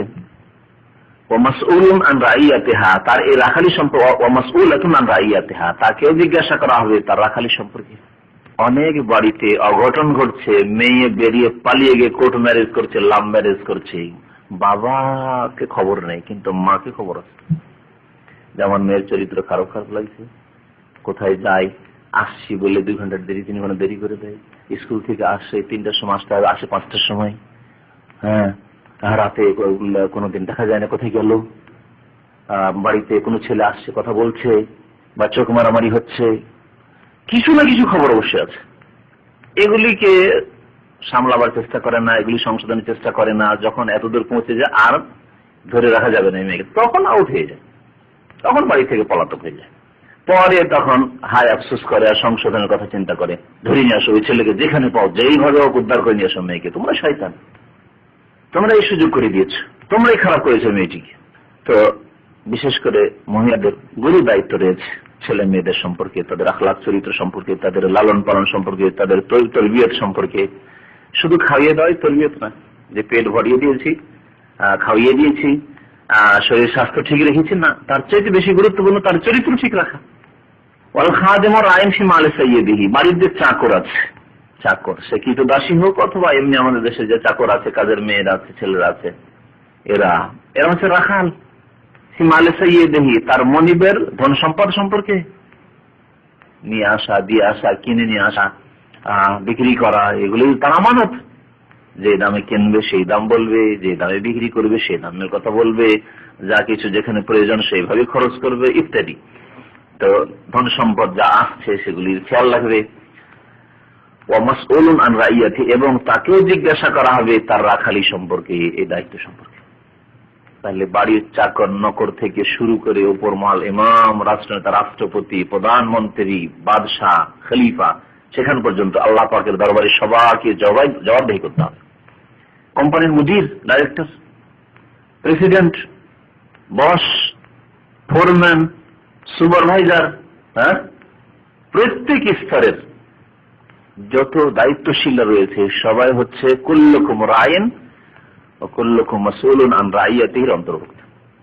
সবাইকে আল্লাহ পাকের দরবারে জবাব দিতে হবে তার দায়িত্ব সম্পর্কে। যদি স্বজন প্রীতি করে, 10 জন লেবার আছে আন্ডারে, ফোরম্যানের আন্ডারে কাজ করে, সুপারভাইজার আন্ডারে কাজ করে, তার মানে স্বজন প্রীতি, এটা আমার ডিস্ট্রিক্টে, এটা আমার দেশি, এটা আমার ভাষাভাষী, অথবা আমাকে বকশিস দেয়, আমাকে খাওয়াই দেওয়াই, আমাকে দেশে গেলে কিছু না কিছু গিফট এনে দেয়, এগুলো খুব চলছে। আর ওই লোক কিছু দেয় না জীবনে ইত্যাদি, অথবা যে কিছু হোক না কেন ব্যক্তিগত কোন আক্রোশ তার উপর আছে, কিন্তু কাজ ভালো করে, তারপরেও তার এনকারেজমেন্ট হয় না, বেতন বাড়ে না, তাকে সুযোগ সুবিধা দেওয়া হয় না, বরং তাকে তং করা হয়, পরেশান করা হয়, তাকে কি করে এখান থেকে বহিষ্কার করে দেওয়া, বদনাম করা যায়, এসব চেষ্টা করা হয়। যা প্রত্যেক কোম্পানিতে, প্রায় প্রত্যেকটি ব্যবসায় প্রতিষ্ঠানে ইল্লা মান রাহিমাল্লাহু আলাইহি হচ্ছে। আল্লাহ যেন আমাদের হেফাজত করে। জবাবদিহি করতে হবে তাদের সম্পর্কে। আল্লাহ পাক ছেড়ে দেবেন না, জিজ্ঞাসা করবেন। এমন নয় যে আমি একজনের ক্ষতি করে দিলাম, বাস আমারও ক্ষতি করতে পারলো না, ওকে এক্সিট লাগিয়ে পাঠিয়ে দিলাম, অথবা ওর সম্পর্কে কমপ্লেন, মিথ্যা বাড়িয়ে চালিয়ে কমপ্লেন করে দিলাম, আর ওর ক্ষতি করে দিলাম, এই বছর মালিককে অসন্তুষ্ট করে দিচ্ছি, তার বেতন বাড়াইলো না, তার ক্ষতি হয়ে গেল কিছু, তাকে ছুটি দিল না, পরেশান করেছে মালিক, মানসিক পরেশান দেশে আছে, তাকে ফেলে দিলাম, আর আমি খুব আরাম করছি না। আল্লাহ পাক জিজ্ঞাসা করবেন তোমার যে কি করেছিলে তুমি। হাদিস অত্যন্ত গুরুত্বপূর্ণ প্রত্যেক দায়িত্বের সম্পর্কে। আর আমরা কিছু না কিছু বিষয় সম্পর্কে বা ব্যক্তি সম্পর্কে দায়িত্ব অবশ্যই আছে। কাল ওয়া হাসিবতু আন কাদ কাল, আমার ধারণা হচ্ছে যে এটুকুও বলেছেন কি ওয়ার রাজুলু রাইন ফি মালি আবিহি, কোন পুরুষ ব্যক্তি, যুবক ব্যক্তি, পুরুষ ব্যক্তি, রাজুল মানে পুরুষ মানে ব্যক্তি, তার বাবার মালের ক্ষেত্রে, ধন সম্পদের ক্ষেত্রে সে রাখাল, দায়িত্বশীল। আব্বার ধন সম্পদ আছে, সাবালক ছেলে, সেও দায়িত্বশীল। শুধু ওই চাকর দায়িত্বশীল নয়, আপনি ছেলে হিসেবে আপনার বাবার জমি জায়গা আছে, ফসল পানি কি আসছে না আসছে ঠিকভাবে, তারপরে কতটা কি খরচ করতে হবে, যেখানে যেরকম খরচ করতে হবে। আমি এমন লোক জানি, আব্বা বাইরে চাকরি করতেন, তার আব্বাই আসল মালিক যখন বেঁচে আছেন, ভালো মানুষ, উনি চাকরি করতেন, যখনই উনি বাড়ি আসতেন জন মজুর করতো 10 জন, লিখাইতো 25 জন, লিখাতো 25 জন। জন্ম দিয়েছে যেই ছেলেকে, সেই ছেলে বাবার মাল চুরি করে এইভাবে। এবং ব্যক্তিগত চিনি এরকম লোকদেরকে, বুঝতে পেরেছেন? বুঝলেন কিনা বিষয়টি? পাইট করেছে, আমরা পাইট করা বলি, আপনারা অনেকে জন মজুর না কি বলেন, মজদুর, জন মজুর, পাইট, যা কিছু বলেন। দৈনিক খেতে নিড়াবার জন্য মজুর করা হয়েছে, করেছে 10টি, লিখেছে 25টি। বাবা তো সপ্তাহে একদিন আসে, বাইরে চাকরি করে, কতটি পাইট, এতটি পাইট করা হয়েছে। এত টাকা খরচ হয়ে যায়, জমিতে যা ফসল তার চেয়ে বেশি খরচ হয়ে যাচ্ছে, বাবা পেরেশান হয়ে যায়, কিন্তু কিছু ধরতে পারেন না, কারণ ছেলে দায়িত্ব আছে, চাষাবাদের দায়িত্ব ছেলেকে দেওয়া আছে। বিদেশে এরকম আছেন, আপনারা অনেকে আছেন, ছোট ভাইকে জমি জায়গার দায়িত্ব দিয়ে রেখেছেন, ওজন পাইট করছে, মজুর করছে 10টা, আপনাকে বলছে যে না 25টা পাইট করা হয়েছে, 20টা পাইট করা হয়েছে, মজুর করা হয়েছে, এত টাকা খরচ হয়েছে জমি আবাদ করতে। টাকা পাঠিয়ে পেরেশান হয়ে যাচ্ছেন, 10 মণ ধান আসলে খরচ হলো 15 মণের, নাহলে কমের পক্ষে 10 মণের বেশি খরচ হয়ে গেছে। হচ্ছে এরকম অবস্থা। আপনি এখান থেকে টাকা পাঠিয়ে পেরেশান, ওখানে ওদের পেট ভরে না। এই রাখালি সম্পর্কে আল্লাহ পাক জিজ্ঞাসা করবেন। আমি সেই ব্যক্তিকে চিনি, বাবা ইন্তেকাল করেছে, ওই ছেলে এখনো বেঁচে আছে, এত চুরি করার পরেও আর্থিক দিক থেকে সবচেয়ে বেশি অভাবী ভাইদের মধ্যে, যে চুরি করেছে সে বেশি অভাবী। এ হচ্ছে বরকত হারিয়ে যাওয়া হারাম মালের। আমার চোখের সামনে ওই ব্যক্তির ইতিহাস আছে, এখনো বেঁচে আছে। আর এরকম বহু লোক সমাজে আছে। সুতরাং এরকম কাজ করবেন, বেঈমানি আত্মসাৎ করবেন না, রাখালিতে খেয়ানত করবেন। আল্লাহ পাক যে দায়িত্ব দিয়েছেন যথাযথভাবে পালন করবেন আমানতের সাথে। ইন্নাল্লাহি আমরুকুম আন তুআদ্দুল আমানাতি ইলা আহলিহা। আল্লাহ পাক আদেশ করছেন যে তোমরা তোমাদের আমানতগুলিকে যার আমানত তার কাছে ঠিকভাবে পৌঁছে দাও। আমানত এমনকি আপনাকে প্রতিনিধি করে কোম্পানি পাঠাচ্ছে কোনো কিছু কেনার জন্য, আর এই খাবার কেনার জন্য পাঠাচ্ছে। আমি কিং খালেদ রোডে একটা এসএফসির দোকান আছে, একদিন গিয়েছি, ইসলামিক সেন্টারে কয়েকটা মেহমান ছিল, এসএফসির কটা ওই কেনার জন্য, খাবার পার্সেল কেনার জন্য। তা আমাকে কাউন্টারে জিজ্ঞাসা করছে, নেপালি অথবা ফিলিপাইনে, জিজ্ঞাসা করছে ফাতুরাতে কয়জন লিখবো, না কয়টা পার্সেল লিখবো। আশ্চর্য, কয়টা লিখবো মানে কয়টা নিলাম, যে কয়টা নিলাম তাই লিখো। বলছে লা কাসির নাফার ফি কালাম একটু কি যা, কাসির নাফার অল্প স্বল্প না, বেশিরভাগ। বলছে বেশিরভাগ আমাদের বেশি লিখতে হয়। কেনে 5 পার্সেল লিখায়, 7 পার্সেল, 8 পার্সেল, 10 পার্সেল, বাকিটা পকেটে। আল্লাহ পাকের কাছে জবাবদিহি করতে হবে। এই চেতনা যদি আমাদের থাকতো আর এই ঈমান থাকতো জবাবদিহি, তাহলে আমাদের দ্বারা হারাম খাওয়া হইতো না, কারো খেয়ানত হতো না, কারো কেউ ক্ষতি করতো না, কারো কোনো ক্ষতি করতো না। আমি এই লোকটির চাকরি ক্ষতি করবো, এই লোকটির বেতন বাড়াবা দিয়ে দেবো, এই লোকটিকে পরেশান করবো মালিকের কাছে, কফিলের কাছে ইত্যাদি। আমাকে তো আল্লাহর কাছে জবাবদিহি করতে হবে। আল্লাহ পাক যদি আমাকে ক্ষতি দিয়ে ফেলে, কে আমাকে রক্ষা করবে? এই চেতনা কি আমাদের আছে? অধিকাংশ লোকের নেই, যার ফলে আজকে অশান্তি বিরাজ করছে মানুষ সমাজে। মুসলিমেরা বিশেষ করে যদি ইসলামকে এভাবে মজবুত করে ধারণ করতো, নবী করিম সাল্লাল্লাহু আলাইহি ওয়াসাল্লামের এই হাদিসের উপর আমল করতো, তাহলে মুসলিমদের মাঝে শান্তি পুরোপুরি বিরাজ করত। অশান্তির কারণ হচ্ছে আমানতে খেয়ানত। অত্যন্ত ভালো চরিত্র হচ্ছে আমানতের খেয়াল রাখা। আর আমানতের বিপরীত হচ্ছে খেয়ানত, বিশ্বাসঘাতকতা, জি আত্মসাৎ হচ্ছে খেয়ানত। তো কি বলেছেন, তাহলে ছেলেও বাবার ধন সম্পদ সম্পর্কে কি সে রাখাল, দায়িত্বশীল। ও মাসউলুন আন রাইয়াতি, তার এই রাখালি দায়িত্ব সম্পর্কে জিজ্ঞাসা করবে আল্লাহ পাক রব্বুল আলামিন। ওয়া কুল্লুকুম রাইন, এবং প্রত্যেকে, তারপর আবার শেষখানে ওই কায়দা নীতিমালা শরীয়তের, এই নীতিমালার তাফসীর তখন বয়ান করা হলো। ওয়া কুল্লুকুম, এবং জেনে রাখো প্রত্যেকে তোমাদের দায়িত্বশীল। ওয়া কুল্লুকুম, এবং প্রত্যেককে তোমাদের জিজ্ঞাসা করা হবে আন রাইয়াতি, তার দায়িত্ব সম্পর্কে, তার রাখালি সম্পর্কে। বিবাহের সাথে যদি একটা লাগে, আর বৃদ্ধ বাবা বড় ভাইকে বা যে শিক্ষিত তাদের মধ্যে আমাদের সমাজে, ওকে দায়িত্ব দিয়ে দিচ্ছে, খরচ খরচার দায়িত্ব দিয়ে দিচ্ছে। কত খরচ হলো বাবা? খরচ হয়েছে 1 লাখ টাকা, লিখিয়ে দিল 1.5 লাখ টাকা। এখান থেকে হিসাব সামনে রাখা যাবে না, যা বলে তাই বিশ্বাস করতে হবে। কারণ এই খাওয়া দাওয়া, অলংকার, গয়না, বিবাহ শাদী, শুরু থেকে শেষ পর্যন্ত কাপড় চোপড়, কত রকমের খরচ, কত আর হিসাব নেওয়া যাবে? যা বিশ্বাস তোর উপর। খরচ হলো 1 লাখ, বললো 1.5 লাখ।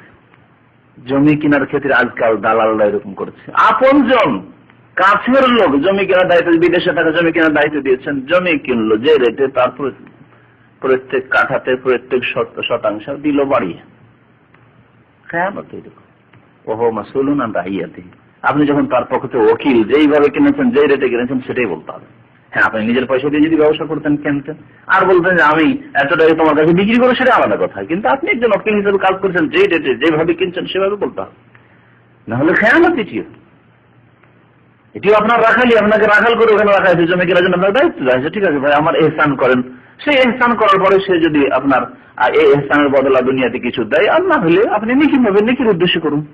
অনেকে বন্ধু বান্ধবকে নিয়ে যায়, ভাই চলো অমুক শহরে আমি বাস করি, তুমি গ্রামের মানুষ, চলো শহরে তোমাকে জমি জায়গা কিনে দেবো। এগুলো খুব করছে, জমি জায়গা কি কিনে দেবে, ওখানে আসলে ওর দালালি করা কাজ। আসলে ও কিছু খাবে ওখানে, কিছু পয়সা টয়সা, এই হচ্ছে ধান্দা। আসলে সমিতি কি করবে, আসলে ওখান থেকে কিছু খাবে। এমন লোক জেদ্দায় সমিতি করেছে, জেদ্দার কথা বলছি, সমিতির নামে অনেক টাকা উঠিয়েছে, টাকা ওঠানোর পরে বলছে যে এই করবো সেই করবো, সব একসাথে আমরা জমি কিনবো আর সব আমরা সহি আকীদার লোকের এক জায়গায় হবো। আর শেষে করেছে কি, নিজে একটা ব্যবসা ওখানে খুলে দিয়েছে, ওই ব্যবসাতে পুরো টাকা ইনভেস্ট করে দিয়েছে। দিচ্ছি দেবো না আমার কথা নেই, দিচ্ছি, কারণ সহি আকীদা, কিন্তু চরিত্র এখনো সহি হয়নি। দিচ্ছি করে নিজের কাজ ওদিকে চালিয়ে নিয়েছে, অপরের কাঁধের উপরে অপরের টাকা নিয়ে উপরে সিঁড়ি বানিয়ে উঠে গেছে। নিজের ব্যবসাটা এত টাকাতে একা জমানো যেত না, ওদিকে ব্যবসা ঠিকঠাক করে নিয়েছে, ধীরে ধীরে কিস্তির মতো দিচ্ছে, সমিতির যারা অংশীদার তাদেরকে দিচ্ছে। এইরকম খেয়ানত অনেকেই করছে। খেয়ানতের শেষ নেই। আমানত কুল্লুকুম রাইন, সমিতির আপনাকে মুদির বানানো হয়েছে, মালিক বানানো হয়েছে, ভাই আপনার কাছে টাকা পয়সা আমানত রাখা, আমানত। যদি খরচ করতে হয় বলে, ভাই আপনাদের টাকা আমি খরচ করতে পারবো, কতদিনের জন্য খরচ করতে পারবো, কতদিন আপনারা নেবেন বলে করে করতে হবে। আর ভিতরে খরচ করে দিলাম, এটি ইসলামী নীতি নয়, এটি গায়র ইসলামী নীতি, এটি খেয়ানতের নীতি। আল্লাহ পাক যেন আমাদেরকে বুঝার তৌফিক দান করেন, আমল করার তৌফিক দান করেন। আল্লাহ পাক আমাদের চরিত্র গঠনের তৌফিক দান করেন। আল্লাহ পাক আমাদের গুনাহ খাতার জন্য অতীতের মাফ করেন। আল্লাহ পাক আমাদেরকে আমানতদার জন্য বানিয়ে দেন। আল্লাহ আমাদের প্রত্যেককে নিজ নিজ দায়িত্ব সুন্দরভাবে পালন করার জন্য তৌফিক দান করেন। হ্যাঁ, কিতাবুল জুমা, হাদিস নেস। লেখক বলছেন যে অধ্যায় এর আছে বাবুল জুমা ফিল কোরা ওয়াল মুদন। এই অধ্যায় হচ্ছে জুমা গ্রামেও পড়া যাবে, শহরেও পড়া যাবে। ইমাম বুখারী রাহমাতুল্লাহ আলাইহি এই অধ্যায়ে বেশ কিছু হাদিস নিয়ে এসেছেন। আসল প্রমাণ করার উদ্দেশ্য তার যে গ্রামেও নামাজ পড়া যাবে আর জুমার নামাজ আর শহরে পড়া যাবে। আর এই মাসলা এই জন্য তিনি তুলেছেন এই সহিহ বুখারীতে, কারণ হানাফিদের নিকটে গ্রামে জুমা নেই, ঈদও নেই। হানাফিদের কিতাব এই বলে, যদি আজকাল হানাফিরও গ্রামে জুমা পড়ছে, কিন্তু তাদের কিতাব বলে না, তাদের ফেকা বলে না, তাদের হেদায়া বেকায়া আর আলমগীরি আর স্বামীর ফতোয়া হচ্ছে যে লা জুমাতা ওয়ালা তাশরিকা ইল্লা ফি মিসরিন জামি। জুমা নেই, ঈদ নেই, কুরবানিও নেই, ওসব নেই। ওদের কুরবানি আগে আর পরে এসব কিছু, ঈদই নেই তো কুরবানি করবে, যখন ইচ্ছা তখন করবে। ওই এই ফতোয়ার ভিত্তিতে যেহেতু তাদের ঈদ নেই, নামাজ নেই, কুরবানি করুক, কিন্তু কুরবানি ওদের করার টাইম টেবিল নেই। ওরা ফজর পরি করতে পারে, মানে দিন হয়ে গেছে ফজর পরি করতে পারে, ঈদ তো নেই আসলে। এমনকি শহরের লোক, ঢাকা শহরের লোকেরা ফজরের সাথেই ওরা গরু গোস্ত খেতে চায়। ঈদের দিন, ঈদুল আজহার দিন, তাহলে কি করতে হবে, ওই নারায়ণগঞ্জের গ্রামের দিকে পাঠিয়ে দিতে হবে। আর না হয় ওই কি বলছে, ওই নবগঞ্জ দোহারের ওই দিকে গ্রামের দিকে পল্লীর দিকে পাঠিয়ে দিতে, আর ওখান থেকে জবাই করে নিয়েছে দাঁড়াই করে একবার ঈদের আগে খান না। এখন ঈদ পড়া হয়নি ঢাকা, কিন্তু খান, কারণ জবাই হয়েছে কোথায়, গ্রামে জবাই হয়েছে, কারণ গ্রামে ঈদ নেই। সুবহানাল্লাহ, এই আজব এক ফতোয়া আছে হানাফি মাযহাবের ফিকহায়, যে ফতোয়া রদ করার জন্য, খণ্ডন করার জন্য ইমাম বুখারী রাহমাতুল্লাহ বাবই বেঁধেছেন, অধ্যায় কায়েম করেছেন, বাবুল জুমআতে ফিল কোরা ওয়াল মুদন। এই অধ্যায় হচ্ছে জুমা কায়েম করা সম্পর্কে, ফিল কোরা কারিয়াতুনে জামা, গ্রামেও, ওয়াল মুদন মদিনাতুনে জামা, শহরেও। যেমন শহরে জুমা হবে তেমন গ্রামেও জুমা হবে। আর এরকম ঈদ হবে, যখন জুমা হবে ঈদ তো অবশ্যই হবে। ঈদ ওর চাইতে বড় অনুষ্ঠান সম্মিলন। নবী করিম সাল্লাল্লাহু আলাইহি সাল্লাম প্রথম জুমা কায়েম করেছেন মদিনায়, আর দ্বিতীয় জুমা কায়েম হয়েছে, ওই হাদিসটি এই অধ্যায় ইমাম বুখারী রাহমাতুল্লাহ নিয়ে এসেছেন, আল-হাসার পাশে, এখন বাইরে হয়ে গেছে, ওইটাই ছিল তখন আবাদি, আল্লাহ হয়তো আবাদি ছিল তখন, ওই এলাকা আবাদি ছিল। একটি এলাকা আছে জাওয়াসা নামক, জাওয়াসা, ওখানে প্রাচীন মসজিদ আছে, মসজিদ আবার নতুন করে তৈরি করেছে। দেখার জন্য গেছিলাম, চারিদিক থেকে ঘিরে রেখেছে, গেট থেকে ফিরে এলাম, ভিতরে ঢুকতে দেওয়া না, বলছে এখন কাজকর্ম চলছে, ভিতরে ঢোকা নিষেধ, এটা তৈরি হবে, তারপরে ভিজিটর আসতে পারবে, দেখতে পারবে। আল-হাসাই বাহরাইন বলা হয়েছে। আউয়ালু জুমাতিন জুমিআত বাদা জুমআতি রাসূলুল্লাহ সাল্লাল্লাহু আলাইহি ওয়াসাল্লাম ফি জাওয়াসা কারিয়াতুম মিন কুরাল বাহরাইন। এটি হচ্ছে হাদিস বুখারী শরীফের। প্রথম জুমা নবী সাল্লাল্লাহু আলাইহি ওয়াসাল্লামের জুমার পরে, মানে দ্বিতীয় জুমা, যে জুমা কায়েম করা হয়েছে জাওয়াসা জায়গায়, যেটি হচ্ছে কারিয়াতুম মিন কুরাল বাহরাইন, কারিয়া বলা হয়েছে, তখন মদিনা শহর ছিল না, গ্রাম একটি, সেই গ্রামে। তাহলে গ্রামে জুমা আছে, এই সহিহ বুখারীর স্পষ্ট হাদিস, এবং নবী সাল্লাল্লাহু আলাইহি ওয়াসাল্লামের সাহাবায়ে কেরামের দ্বিতীয় জুমা মদিনার জুমার পরে কায়েম করা, কারণ মদিনার আশেপাশে যত লোক থাকতো মদিনা মসজিদ নববীতে নামাজ পড়তো। অন্য আর জুমায় ঘন ঘন জুমার মসজিদ এটা ছিল না, তখন দূরে থাকো, ওই মিকাতের মসজিদ 10 কিলোমিটার, ওখান থেকে জমা পড়তে আসতো, আর জুমা মদিনায় ছিল না। যে যেখানে আছে জমা পড়তে আসে মদিনাতুর রাসূলে, দূর দূর থেকে জমা পড়তে আসাটাই আসলে সুন্নাত তরিকা। একটা গ্রামে একাধিক জুমা মসজিদ আমাদের দেশে আসলে শরীয়তসম্মত না। তো সহিহ হাদিস প্রমাণ করে যে গ্রামে জুমাও আছে আর গ্রামে ঈদও আছে। হানাফি মাযহাবে বলা হয়েছে শহর, আবার শহর কেমন হতে হবে? মিসর বলা হয়েছে। মিসর এমন শহরকে বলা হয়, ওর সংজ্ঞা বলা হয়েছে যে শহরে ইসলামিক আদালত থাকবে, ইসলামী আইনের বাস্তবায়ন হবে, চোরের হাত কাটা হবে, কেসাস কায়েম হবে। তাহলে গোটা বাংলাদেশে হানাফিরা জুমাও করতে পারবে না আর ঈদও করতে পারবে না, গোটা ভারতেও পারবে না। ভারতে নেই, ভারতে না হানাফিদের ঈদ আছে না জুমা আছে, কিছুই নেই। কারণ যে ধর্মনিরপেক্ষ রাষ্ট্র ভারত, সেকুলার রাষ্ট্র ঘোষিত। এমনকি পাকিস্তানের যদিও নাম হচ্ছে পাকিস্তান, কিন্তু সেখানে ইসলাম যেহেতু ইসলামী আইনের বাস্তবায়ন নেই, সুতরাং সেখানে কোন জায়গায়, এমনকি শহরে করাচিতে, ইসলামাবাদে, সেখানেও হানাফি মাযহাবের আলোকে জুমা ঈদ নেই। তাদের যে মিসরের সংজ্ঞা, মানে শহর হইতে হবে যেখানে ইসলামী আইন নাফিজ হইতে হবে। সৌদি আরব ছাড়া তাহলে আর পৃথিবীতে জুমা আর ঈদ নেই। এই ফতোয়া মানবে। এই ফতোয়া যখন চলতে পারছেন, দেখছে আমাদের ফেকার ফতোয়ার উপর আমল করা যাবে না, তখন ঘুষকে গেছে তারা। ফেকার ফতোয়া থেকে, হেদায়ের বেগায়ের ফতোয়া থেকে হানাফিরা নিজেরা ঘুষকে বলছেন না, এটা পারা যাবে না। কারণ আজকাল যখন মুসলিমরা দিন দুনিয়াকে আলাদা করে দিয়েছে আর রাষ্ট্র থেকে ইসলামী আইনকে সরিয়ে দিয়েছে, তাহলে আর পারা যাবে না। এখন সব জায়গায় জুমা করতে হবে। আর তারপরে গ্রাম অঞ্চলে যথেষ্ট লোক বাস করছে, সুতরাং আর ওই ফতোয়া, আগের ফতোয়ার উপর আমল করা যাবে না। ইমাম সাহেবের, ইমামের শাগিরদের ওই ফতোয়ার উপর আমল করা যাবে না। ফতোয়াকে তারা নিজেরাই ক্যান্সেল করে দিচ্ছে। এখানে যদি তকলিফ ছাড়তে পারেন, তাহলে রফেজানের ক্ষেত্রে কেন তকলিফ ছাড়বেন না? সূরা ফাতিহা পড়ার ক্ষেত্রে কেন তকলিফ? ওটাও ছেড়ে দেন, ওটাও হাদিসের খেলাফ, সুতরাং এটাও ছেড়ে দেন। আমি যদি বলার ক্ষেত্রে কেন তকলিফ ছাড়বেন না? ওটাও যেহেতু সহি হাদিসের খেলাফ তোমাদের ইমাম সাহেব বা তোমাদের মাযহাবের ফতোয়া, সুতরাং ওটা ছেড়ে দাও, দিয়ে হয়ে যাও। ওই রকমই যেমন এখানে হয়েছে। আল্লাহ যদি এইরকম তাদেরকে মানে বুঝার তৌফিক দিত, তাহলে তারা হিদায়াত হয়ে যেত এবং কোরআন সুন্নাহর অনুসারী হয়ে যেত। আল্লাহ পাক তাদেরকে যেন হিদায়াত দান করে। তো এই হাদিস কেন নিয়ে আসা হয়েছে, হাদিসটা বিস্তারিত বাকি হাদিসগুলি দেখলে আরো স্পষ্ট হবে। তবে আমার মনে হয় বলতে চাইছে যে গ্রামে হোক আর শহরে হোক যে জুমা কায়েম হবে, আর এই জুমার সম্পর্কে সেখানকার যে দায়িত্বশীল আছে সে সেখানকার দায়িত্বশীল, সেখানে জুমা কায়েম করতে হবে।